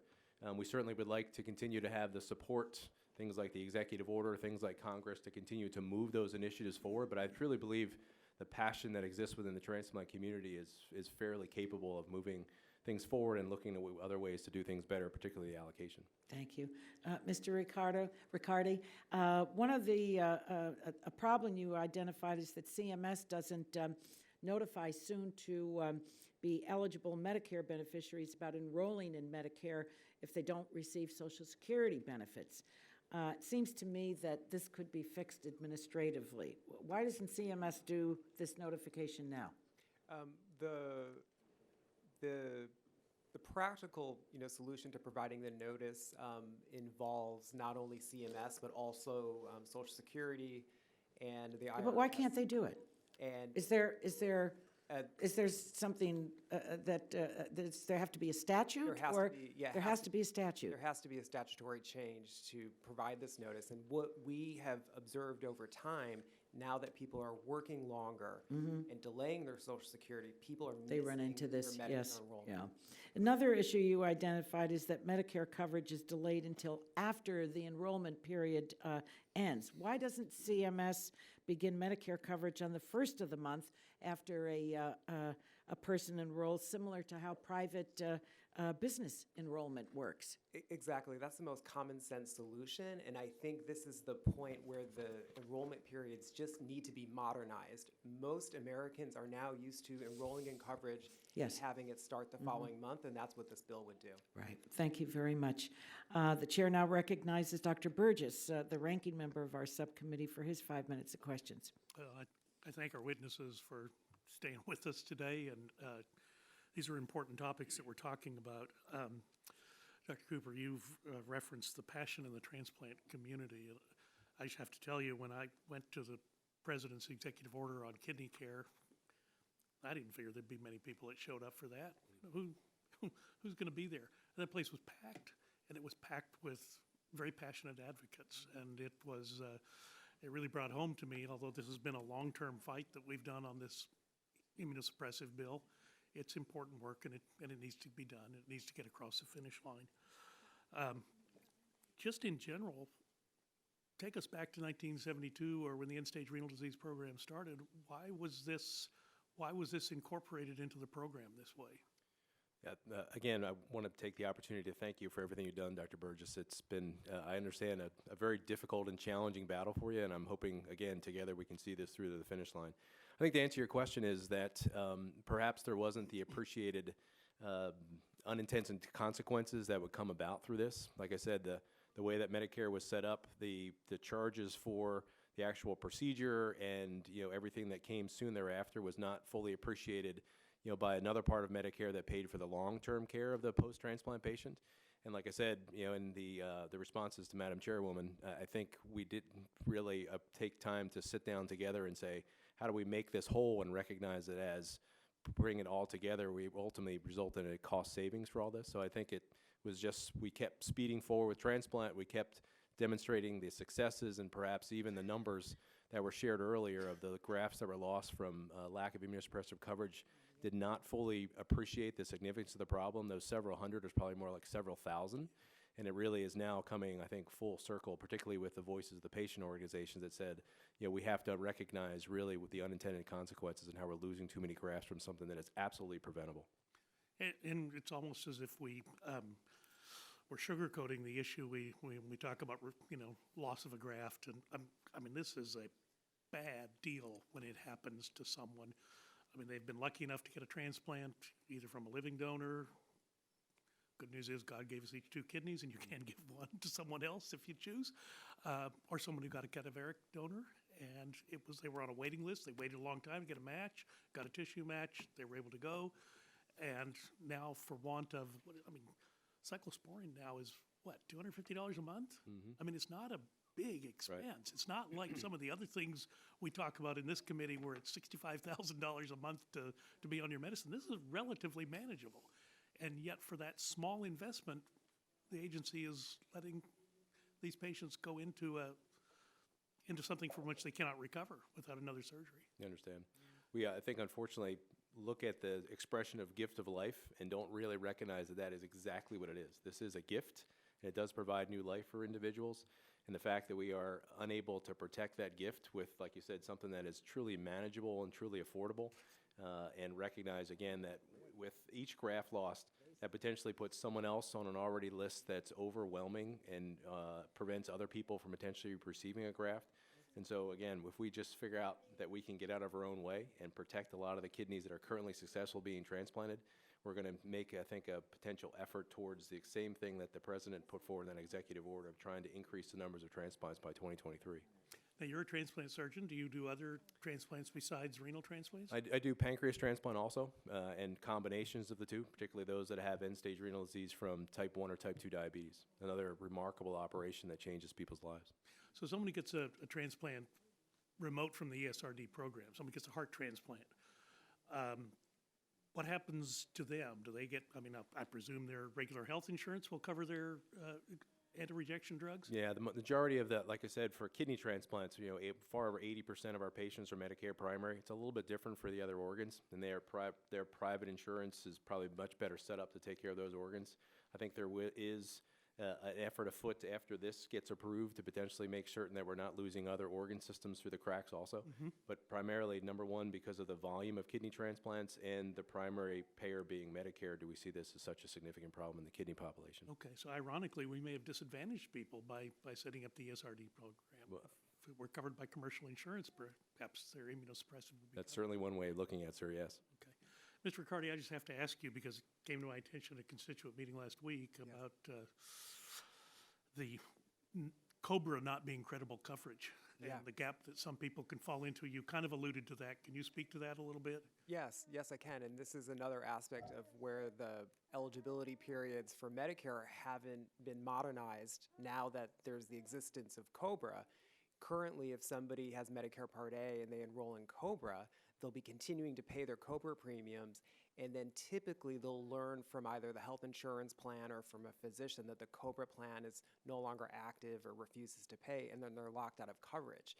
And it reminds me, every day we're hearing from people who are calling our helpline, but it reminds me of one individual that I had worked with many years ago. She happened to be from Texas, and she had been paying her COBRA premium, and then when she was ready to enroll in Medicare, she realized that she couldn't, and she hadn't received any information about needing to enroll, and it was essentially misinformed by her employer, and this was a large company. And typically we hear from people after they've already spoken to Social Security, Medicare, they've reached out to their elected officials, and they are desperate for needed assistance. And so we do increasingly over the last several years have more and more calls from people who are on COBRA. Either they've been paying these premiums, which is, if anybody's seen a COBRA premium, it's much more costly than a Medicare Part B premium. And so most people are scrambling to get into Medicare, but then they're locked out of this punitive gap in coverage. Okay. And I don't think we addressed that in this bill, but that's something we do need to take on at some point. Thank you. I'll yield back. The gentleman yields back. I am just stunned that no administration that I know of has ever come forward in these areas saying we need a statute to fix this. And I think that's what is jaw-dropping to me. I've never had a constituent on the in terms of organs and what we're trying to correct with the legislation ever point this out to me. But what stands out as we are in Washington, D.C., is that no Secretary of Health and Human Services has ever come forward and said, this needs to change, and we need you to write a new statute. I now would like to recognize the gentlewoman from California, Ms. Matsui, for her 5 minutes of questioning. My microphone seems to be very powerful. I'm talking older adults today face a challenging healthcare landscape with rising medical costs and fixed financial resources. It's unacceptable. The Medicare's complex enrollment process often further exacerbates these challenges. Mr. Riccardi, in your testimony, you note that modernization to the Part B enrollment process are needed due to a shift in how people are experiencing their initial Medicare eligibility. Can you elaborate on some of the factors responsible for this shift? Sure. As people are working longer and the Social Security eligibility age for full retirement benefits is now separate than Medicare eligibility, someone is eligible at age 65, and currently for someone who's retiring, they have to wait until age 66 to collect full retirement benefits, and that age will increase to 67. So increasingly, there are fewer people who are taking their Social Security right now, and these people are going without an individual notice. And what the Bennies Act will do are three key things. First, will simply provide a notice about somebody's upcoming Medicare eligibility prior to age 65. It will inform people about the basic rules related to Medicare, including this late enrollment penalty, so it will prevent people from incurring a late enrollment penalty. And lastly, it's going to eliminate this disastrous gap in coverage that I was just speaking about by ensuring that people who do enroll into Medicare can have their coverage start the following month or the current month. Right, absolutely. And it's important to me that as we recognize the modern realities of how Americans are aging and transitioning through life stages, that we need to streamline Part B to reflect these realities. And I think it's time to do that, certainly. Mr. Kozer, thank you for your testimony today. Appreciate it very much. I'm grateful you're here today. It's so admirable you're advocating for millions of patients and children across the country. Mr. Kozer, can you tell us a little more about your journey and how you came to be involved in advocacy? Thank you, Congresswoman. I appreciate that. So, Cannon is 4 years old. We had no family history of ectodermal dysplasia. We had never heard of it until a doctor at University of Virginia mentioned it to us. It was at that point, obviously, I got heavily involved with the National Foundation for Ectodermal Dysplasias. What I found there was that there was a systematic issue across this entire country where people affected not only by ectodermal dysplasia but other congenital anomalies were running into these issues despite maintaining a full comprehensive health insurance plan. For Cannon specifically, we're very early in his treatment plan right now. We've started trying to pursue these dentures for him, got rejected in the initial denial from insurance. We plan to pursue them further.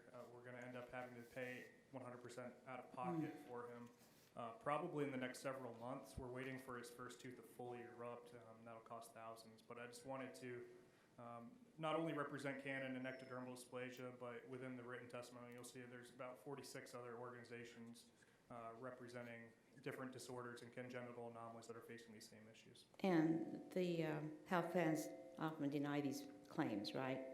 Correct. Okay. Although all 50 states already have some sort of congenital anomaly law, it's really clear from your testimony that state regulation alone is not enough to ensure coverage for treatment. Can you expand on how some of these shortcomings occur and how federal policy will help reinforce state protections for congenital anomalies? Certainly, and thank you for that. I think it's important to understand the foundation of this bill. And as you mentioned, all 50 states have statutes that already exist, many of them existing for decades, regarding that any insurance plan issued and regulated by the state must include medically necessary treatments of congenital anomalies. Those laws are written in open-ended ways as if all congenital anomalies are to be treated equally.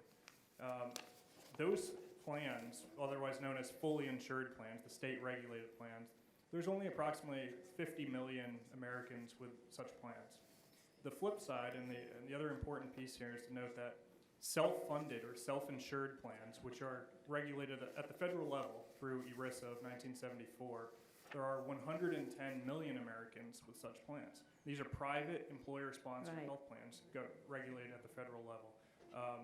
Beyond that, both types of plans, fully insured and self-funded, are both overwhelmingly telling us that within their policies, we have mandates for coverage of medically necessary treatments related to congenital anomalies. It's just these loopholes. That's the Right. only way that the insurers can bypass those things. Okay, fine. Thank you very much, and I know how we must move forward to address these loopholes. And thank you very much for being here today. Thank you. Gentlewoman yields. It's a pleasure to recognize the gentleman from Florida who's sitting in the ranking member's chair, my friend, Mr. Bilirakis, for his 5 minutes. Thank you, Madam Chair, and it's an honor to sit in this chair next to you as ranking member, even though it's probably for only 2 minutes. I'll take it. Again, Mr. Riccardi, complex Medicare enrollment rules and lacking notification costs tens of thousands of older adults and people with disabilities that face lifetime fines, which I think is ridiculous, coverage gaps, and other harmful consequences. With fewer people automatically enrolled in Medicare and 10,000 baby boomers aging into Medicare each day, more people new to the Medicare must actively enroll in the program.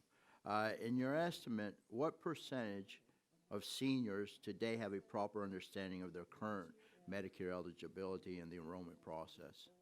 So, thank you for your question. And, currently, as more and more people are working longer, there are millions of people who are not well informed about their Medicare coverage because they're not receiving any notification about that. They're relying on information from HR departments, from benefit administrators, from commercial insurance brokers. And so currently there are, approximately only 60% of people are automatically enrolled into Medicare. So that's millions of people who are going uninformed about these basic enrollment rules and the penalties, as you had mentioned, these lifetime penalties associated with them. And this problem is only going to snowball, as you mentioned, with 10,000 people every day turning 65. Yeah. So it looks like we have an easy solution here with this bill. Yeah, very straightforward. Again, can you explain how seniors might confuse the merits of delayed enrollment into Social Security with late enrollment into Medicare? I mean, it is complicated. It is very complicated. Yes. And so, most people, the people who are receiving their Social Security benefits, enrollment is automatic and it's streamlined. People are automatically enrolled in Part A and Part B, and then they can choose a drug plan or Medicare Advantage. For older adults who are continuing to work or who are waiting to collect their full retirement benefit, they have much more to consider, whether Medicare is going to be primary or secondary, and then they're juggling multiple enrollment periods, an initial enrollment period, a special enrollment period, a general enrollment period, and none of these periods are aligned. And so what the Bennies Act will do, it will prevent many of these errors from occurring by providing a simple notification a few years out before someone turns 65 versus individuals kind of scrambling after they've turned 65 and realize that they've been working their entire life, they've had insurance, and then once they're eligible for Medicare, they're locked out of the program for several months. It's very unfair. Well, as far as, so again, obviously people have to have a sense of responsibility, but how are they going to be informed? We're talking about emails, we're talking about letters, hopefully with big letters, big font, because I have a hard time. I need big font. Yeah, and I'll be a senior pretty soon. Yeah, well, one thing that I've observed over the years and what we've heard from our helpline clients is that when Social Security or Medicare sends a mailing, people open it and they read it. And what the Bennies Act will do will provide notification as part of somebody's Social Security annual award statements. And for many of you, if you've spoken to someone who's near retirement or thinking about retirement, they're starting to wonder, well, how much can I collect at 62 and 65 and 67 and 70? And so providing this information as part of that notice will ensure that people are obtaining it, and then they can make more informed decisions around whether they should enroll into Medicare Part B. Thank you very much. Madam Chair, the Bennies Act is important to help individuals who are approaching Medicare eligibility, but as we all are aware, there are many issues that beneficiaries face once they are enrolled in Medicare, and I'm sure you'll agree. begin accessing services and filing claims. Once those have to do with one of those things that happens to do with Medicare is reimbursed in its secondary payer status. That's confusing too. I co-sponsored a bill with Congressman Kind, and it's called what's HR 1375, the Provide Accurate Information Directly, or the PAID Act, that would help achieve efficiencies for beneficiaries, though better information sharing, again, through better information sharing. I'd ask members of the committee to consider that particular bill and maybe co-sponsor the bill, and I'll yield back, Madam Chair. Thank you. Gentleman yields back. Now I'd like to recognize the gentleman from Oregon, Mr. Schrader, for his 5 minutes of questions. Thank you very much, Madam Chair. Appreciate it.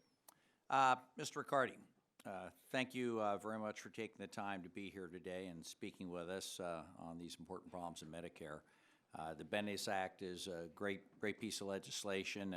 We're a big supporter of the Bennis Act, and your testimony speaks to the reasons that we need to do legislative solutions.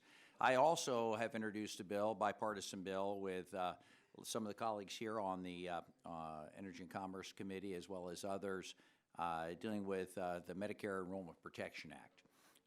It is much along the lines of what you and Chairman Burgess just discussed.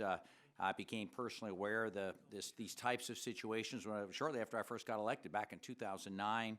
A constituent of mine, Bill Bergman, came to me, and like many Americans we've just talked about, he worked past the age of 65. He got COBRA coverage, voluntary retirement package, and COBRA through his employer, felt he was in pretty good shape.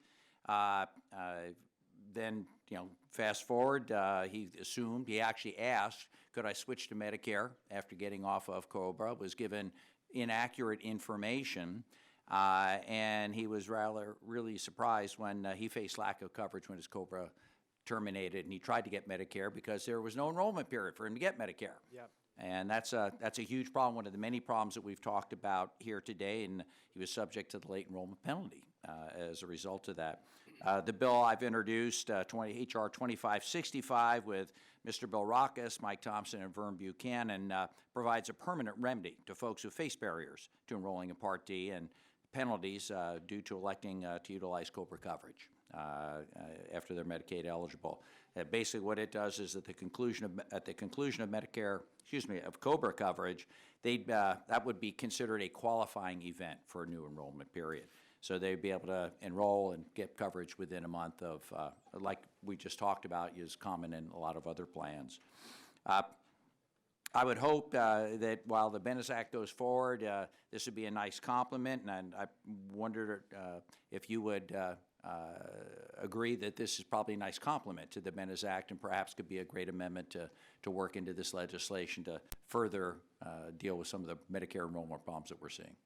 Yeah, I agree that I think it's important to look for strategies and solutions to individuals who have other types of employer coverage, extensions of that coverage like retiree insurance or COBRA coverage, to allow for a special enrollment period. Again, these are many people who have done everything right. They've worked a long time. They've had coverage through their employer. They've kept continual coverage because as we age, people do not want to have gaps in coverage or periods of time where they're uninsured. And then it's a surprise when they can't enroll. It reminds me of a client that Medicare Rights had worked with many years ago, who had worked for a very large company, and he was enrolled into a retiree insurance and was informed that he did not need to have Medicare Part B because he was going to be taken care of. And so many of us can kind of look back and remember the time where if you did have insurance, a company could guarantee it to you for life. Well, for this individual, eventually he developed stage 4 cancer, and then the COBRA coverage began to deny payment. And he was forced to, personally take out a reverse mortgage to pay for his care to cover himself during that gap in coverage. And I remember speaking to him and his daughter and how the family really struggled. And for him, he was less concerned about himself, but more about the financial impact that it was going to have on his wife.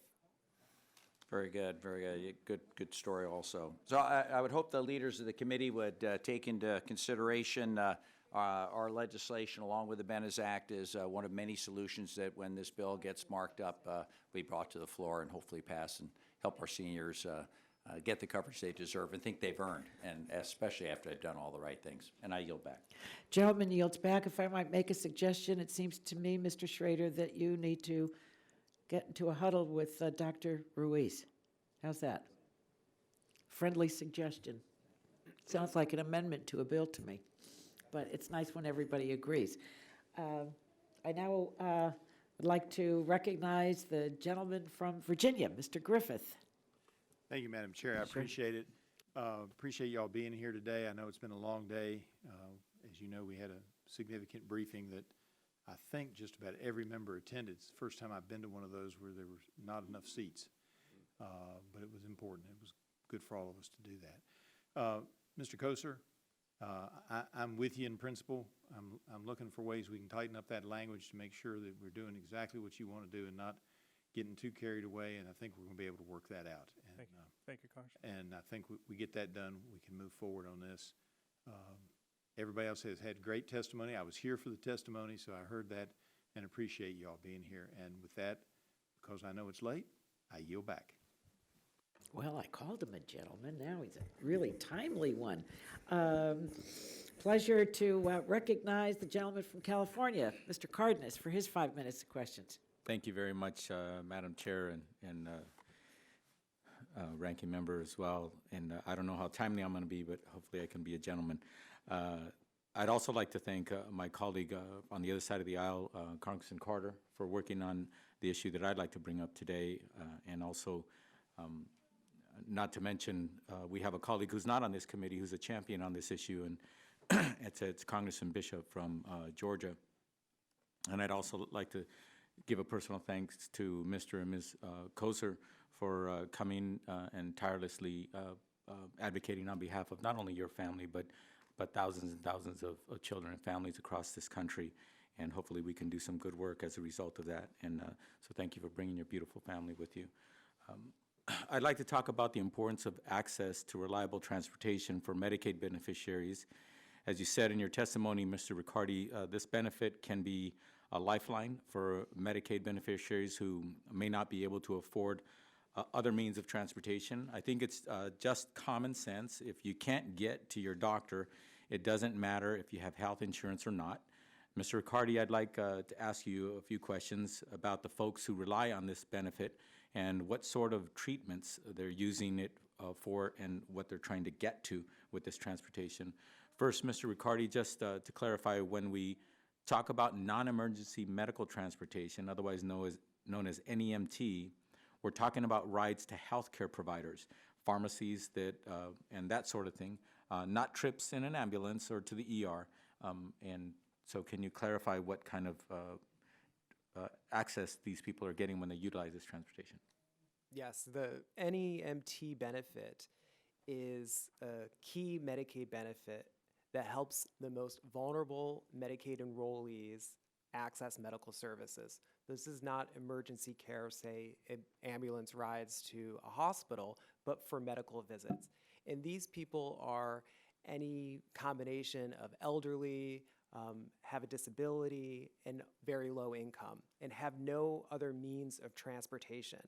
And so this benefit allows people to receive both preventive care and a number of type of services. Many of our clients are receiving this benefit, are using it for dialysis treatment, and also for behavioral health and substance abuse disorder treatment and medical services. I can think of one client who is unable to leave her home, and without this benefit, she would not be able to receive her medical treatment.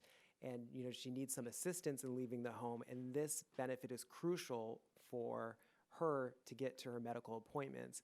And in many cases, people who are using this benefit are women and they're elderly and unable to drive or transport themselves. And this is why this benefit is so important. Thank you. And to clarify, and this is a benefit that benefits people in rural and inner city communities pretty much equally, right? It doesn't discriminate. Yeah, and so individuals in rural communities can access this benefit. And what's unique about this transportation benefit is our helpline is available for people with Medicare and Medicaid who call us with questions and issues. And so many of the people that we speak to who are accessing this benefit are not calling us with complaints about NEMT. They're calling us with other Medicare-related questions.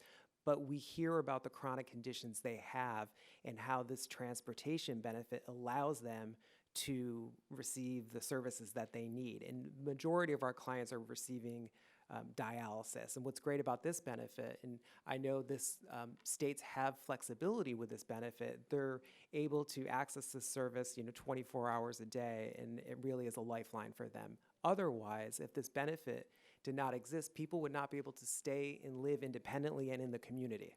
And also, I would venture to say, and I'll go on to my next question, that without this benefit, the cost expense would exacerbate for the individual and for our system. Mr. Riccardi, according to the Medicaid and CHIP Payment and Access Commission, about 42% of the people who use the NEMT benefit are dual eligibles, meaning they're eligible for both Medicare and Medicaid. In your testimony, you said that these dual eligible individuals often have complex medical needs. That's 60% have multiple chronic conditions and 41% have at least one mental health diagnosis. Is it fair to say that these individuals likely need a significant amount of Medi-Cal care throughout the year? So yes, on average, someone who's dually eligible for Medicare and Medicaid can have anywhere from 4 to 5 chronic conditions, and additionally, at least one behavioral health issue, and increasingly more and more older adults are suffering from anxiety and depression.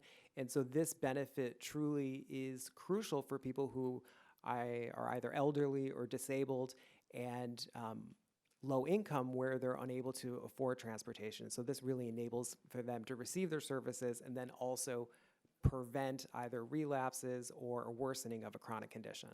Okay. Thank you very much, and I yield back the balance of my time. A gentleman yields back. Pleasure to recognize the gentleman from Oklahoma, Mr. Mullen, for 5 minutes of questions. Thank you, Madam Chair. Dr. Cooper, the Medicare ESRD program has saved lives, but has also impact on overall medical expenses. What are the easiest ways to reduce expenses connected with this program? Thank you, Congressman. So certainly I'm on the one side, which is obviously transplant, and we spend a lot of time today talking about the value of transplant and how it saves lives. The other part is identifying chronic kidney disease early and preventing people from ever needing to the point where transplant is necessary. And so, and some of your efforts have certainly, I think, garnished a lot of interest in the kidney community of early identification and getting people the care they need for problems such as high blood pressure and diabetes so that they can receive the appropriate treatment for those and avoid kidney disease. But unfortunately, a lot of people without access to primary care eventually get to the need of a transplant, and I think that's why we're here today, is to recognize transplant is the best treatment for end-stage organ disease. Dialysis is, in many ways, we think, a stopover, and unfortunately there's a lot of misperceptions about whether or not, number one, people can avoid dialysis altogether. They can, and receive a transplant immediately rather than go on dialysis, and also who are the appropriate candidates for transplant. We're finding more and more myths exist about who is not a candidate for transplant, and we should spend more time recognizing that most people who have end-stage renal disease should be referred to a transplant program because it is the best treatment for end-stage renal disease. All right. Unfortunately, I've had my wife's grandfather and 2 good friends of mine who have passed away while they were on dialysis, waiting a transplant, because in Indian country, it's disproportionately high, roughly 50% more likely to find themselves on dialysis, needing a transplant than any other groups. And so it is vitally important, and it is something that we take to heart. I can't simply drive any direction outside of our house going to the big cities of Tulsa without passing a dialysis center. There's 2 within 30 miles of each other, and we're pretty rural for that to happen. When you compare a transplant to dialysis, is the return on investment a short period of time? Is it noticed? Yeah, so there's been lots of studies that have demonstrated that people who undergo a transplant versus remaining on dialysis, at approximately 90 to 100 days after they receive their transplant, that they have a decreased risk of death versus remaining on dialysis. And so the return on the investment, to use your term, is actually very quick following transplant. Now that appreciates the fact that we do have some absolute contraindications and relative contraindications to being listed for transplant, albeit, like I said, those are getting shorter and shorter. But recognize again that the data has clearly shown that people should be transplanted who meet the criteria for transplantation, because again, their return on investment, not only from a length of life, but from a quality of life, both for them and for their family. As I mentioned, that's an important consideration, that end-stage renal disease not only affects the individual, but affects their family and support system, who often have to plan around 3 times a week dialysis and all of the rigors that are associated with suffering through end-stage renal disease. Right. And this is just more of a statement. This isn't a question, because I'm supportive of H.R. 5334, but I'm concerned to see that under Section 2, individuals eligible for services in IHS, which is Indian Health Services, would be barred from this coverage under Medicare. As I stated before, American Indians and Alaska Natives are 50% more likely to have kidney failure compared to others. I know the bill sponsors are friends of Indian country, and I look forward to continuing to work with them to ensure American Indians have the access to the medical services they need. And with that, I'll yield back. Gentlemen, yield back. I don't understand the reason why that is the case, May I but address that? sure. Well, the bill was introduced by another member of Congress. We did not have absolute editorial authority before it was Yes. introduced. I think that is something that can be remedied. And we understand that the sponsor is looking into it. We haven't Good. got clarification, but they've made it assured they're going to do what they can. Good. with it. So I maybe would, there could be yeah. amendment along the You road. obviously are already working Yes. with the authors of the legislation, and Madam Chair, I mean, if may, anything, we want the tremendous benefits that the legislation brings about to have, I would say, first and foremost in the Native American community. And because understanding that the IHS is last payer anyways. Yeah. But it still has to be written in. Exactly. That's the way IHS. Well, it can't be prohibited. Right. That's kind of chilling to me, to draw a line and say, N-O, you who need this desperately are definitely out. if I may offer, when Yes. this was an energy and commerce product, that did not happen. We will fix it. Good. Okay. Dr. Ruiz, California. Thank you, Madam Chair, and thank you for considering my bill, H.R. 2477, the Beneficiary Enrollment Notification and Eligibility Simplification Act of 2019, otherwise known as the Bennies Act. I would also like to thank my friend and colleague, Mr. Bilirakis, on this committee for introducing this important piece of legislation with me. I grew up in the Coachella Valley, and oftentimes people think of Palm Springs, Indian Wells, Rancho Mirage with lush country clubs, and that's a place where you go to retire and spend a lot of money playing golf and enjoying life. And that is definitely an option. However, the vast majority of seniors in my district are not so well off, and they still struggle, and they still have bills. And their Social Security doesn't cut it. And they still take care of their grandchildren. And they still have other bills that they need to pay. And so they have to work. And when they work, they don't get the notification of automatic enrollment into Medicare Part A, Part B. Therefore, they miss out and they're late. And that has consequences, multiple consequences. One is for every year that they're late, they incur a 10% lifetime penalty on their premium. So let's say they work for 3, 4, 5 years. That's 50% increase in premium for the rest of their lives. Second, when they don't enroll, they just don't have coverage. Simple as that. And some of these jobs don't offer that kind of insurance, and they just think that they're automatically going to get Medicare, and they don't. And then finally, there are some innate enrollment coverage gap that is unacceptable, up to 6 months at time. And because they don't have insurance during that time, even after they enroll, then they have to pay those expensive bills. They have to get private health insurance, which has higher premiums than the Medicare. And we've seen how that can be detrimental, especially for those who have to decide between paying their bills, working, food, those that have to take reverse mortgages, those that simply go into extreme financial hardship, which adds to their sickness and ailments with anxiety.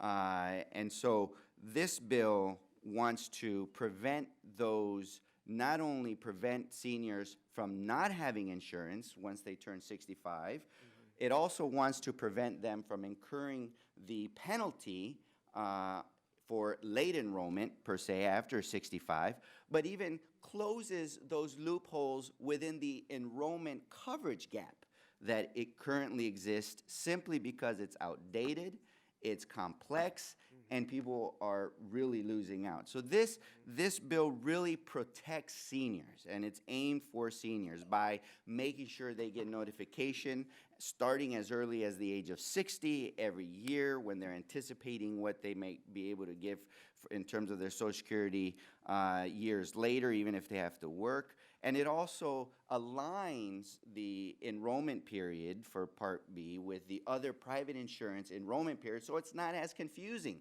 So it's just what they would normally, when they would normally enroll, they would enroll. So those two provisions will prevent them from making the mistake of not enrolling in a proper fashion. And then finally, the third thing is that it closes that nuanced, systematic flaw, which has a loophole of an enrollment coverage gap by ensuring that once they enroll, even those 3 months after they turn 65, but also when they do their first enrollment, their first late enrollment, that they don't have to wait up to 6 months, that it can happen in the same month or soon after. So let me ask you some questions. In your written testimony, you state that in 2018, approximately 760,000 Medicare beneficiaries were paying the late enrollment penalty. And many of the seniors I know can't afford their medicines or their Medicare premiums in the first place. They certainly cannot shoulder the additional burden of a penalty, and this is not to mention the potentially devastating effect of having a potential gap in coverage, especially when you're at most risk of getting sick. So these laws are over 50 years old, and healthcare has changed in the last 50 years. Have the enrollment laws been amended since they were initially enacted, and how is the enrollment environment different today than it was back then? So the Ready to respond, but your time is up. Yes, thank you. please proceed. The enrollment rules for the initial enrollment period and the general enrollment period have not changed in over 50 years. And to speak to your point about the struggles that older Americans have with finances, is that approximately 50% of older adults are living on $26,000 a year or less, and a quarter of them have less than $13,000 in savings. And they simply cannot bear the burden of these late enrollment penalties and these gaps in coverage. Our helpline hears, approximately a quarter of our calls around these issues. And the worst call that we receive happens to be every year during the month of April after somebody misses the general enrollment period, because they would not be able to enroll for another approximately 18 months for coverage. And so what is so important about the Bennies Act is it will eliminate this punitive gap in coverage for people, as you have mentioned, who have had other types of insurance, in many cases have been paying more than what it would cost to be in the Medicare program. And so this bill will prevent these errors from happening. It's very common sense and practical that they would receive a notice from the federal government about the best decision for them to make. Thank you. I yield back my time. Wonderful. Gentleman yields back, and I recognize the gentleman from Georgia, Mr. Carter. Thank you, Madam Chair, and thank all of you for being here. We appreciate this very much. And Madam Chair, I want to start by thanking you and thanking Chairman Pallone for including my bill, HR, and Representative Carter's bill, HR 3935, the Protecting Patients' Transportation to Care Act, in today's hearing. HR 3935 is pretty simple. It just codifies what's already in rule, and that's important. And it codifies something that is beneficial and is helping us. I've been I've been in the state legislature. I was in state legislature for 10 years. I've been in Congress now for 5 years. One of the most difficult tasks I've had as a healthcare professional is explaining to some of my colleagues the value of and benefit of healthcare and well care, of making sure we're getting patients the care that they need, and how it can actually save us money and save us a lot of money. But all this does is to just codify current regulations that the states have to offer non-emergency medical transportation for medically necessary services to patients who don't have access to transportation on their own. Now, I represent a lot of South Georgia, a very rural area, and that's very important. However, it's important to note also that this could have an impact on people in urban areas just as well. There are certainly people who need this service in the urban areas just as we obviously need it in the rural areas. Now, to tell you the truth, generally speaking, I'm not in favor of mandating things and of codifying these type of things. However, the benefit outweighs the risk here. There's no question about it. The benefit of this far outweighs any risk. And having said that, I will say that there are a number of my colleagues who've expressed some concern about fraud, waste, and abuse. And I get that and I understand that. This bill actually addresses that as well and actually puts some areas in place, some programs in place to make sure that we're checking on that. And we're going to continue to work on that. It's extremely important. But the lack of access to transportation can be a barrier across the country. And as I say, patients who use the non-emergency medical transportation benefit do it for a number of reasons, for a variety of reasons. Dialysis would be one, and that's a perfect example. Substance abuse, and let's talk about that for 1 second. This committee, in a bipartisan effort, as I've always said, that I think this is the most bipartisan committee in Congress, and I do believe that sincerely. But what we've done for substance abuse and for addressing that situation, this is an extension of that. We need to make sure that people have access to those programs, so that's vitally important as well. Mental health treatment, day support for patients with intellectual and developmental disabilities, physician services, pharmacy services, physical therapies. The list goes on and on. All of these are extremely important to making sure that we have a healthy citizenship, and that's very important. So it's no surprise, and just to give you one example, it's no surprise that people who miss medical appointments due to a lack of reliable transportation experience worse health outcomes and are more likely to end up in the emergency room. You talk to any doctor, you talk to any hospital administrator, and they will tell you, where's the main cost? Emergency rooms. We got to keep people out of the emergency rooms. We got to get them in the habit of primary care, of getting them in the habit of making sure that they are not using the emergency room as their primary care physicians. There's a study from Florida State University that found if just 1% of non-emergency medical transportation trips prevented an emergency room visit, the state of Florida would receive a 1,108% return on investment. Now, who wouldn't take that? So I'm just trying to show you the value of this because I believe there is a great value here. So, as I said, we're going to be working on this as far as the fraud, waste, and abuse goes. Think about the future. Now we've got Uber. Now we've got Lyft. We've got other things. And this requires the states to use prior authorization or some other form of utilization management to help cut down on bad actors. And we have bad actors in everything, including this. We need to do that, so we've got stipulations in here for that. Have I missed anything? No, you haven't missed anything. But what I was thinking about was an individual, say somebody who's frail and elderly, and as people are living longer and diagnosed with dementia and Alzheimer's, this benefit is cost effective and ultimately a cost saver, helping people stay in the home, reducing hospital visits, reducing ER visits, and allowing people to live in the community. And it's difficult to quantify what that would mean for someone's life, but this benefit, although it's not highly utilized, it's very important and vital to keeping people healthy and at home. So Great. Well, thank you. And I know I'm out of time, but before you go back, I'd like to submit the following letters for the record. These are in support of this bill from Generate Health, Access Living, Greater Hartford Legal Aid, Connecticut Legal Services, New Haven Legal Assistance Association, Together Colorado, Center for Health Progress, American Network of Community Options and Resources, Community Catalysts, and Georgians for a Healthy Future. Wonderful. So ordered. Thank you, and I yield back. So Thank you, Madam ordered. Chair. I would just like to say about this about Mr. Carter's bill. I think it would be a godsend to people, in plain English. Just a godsend.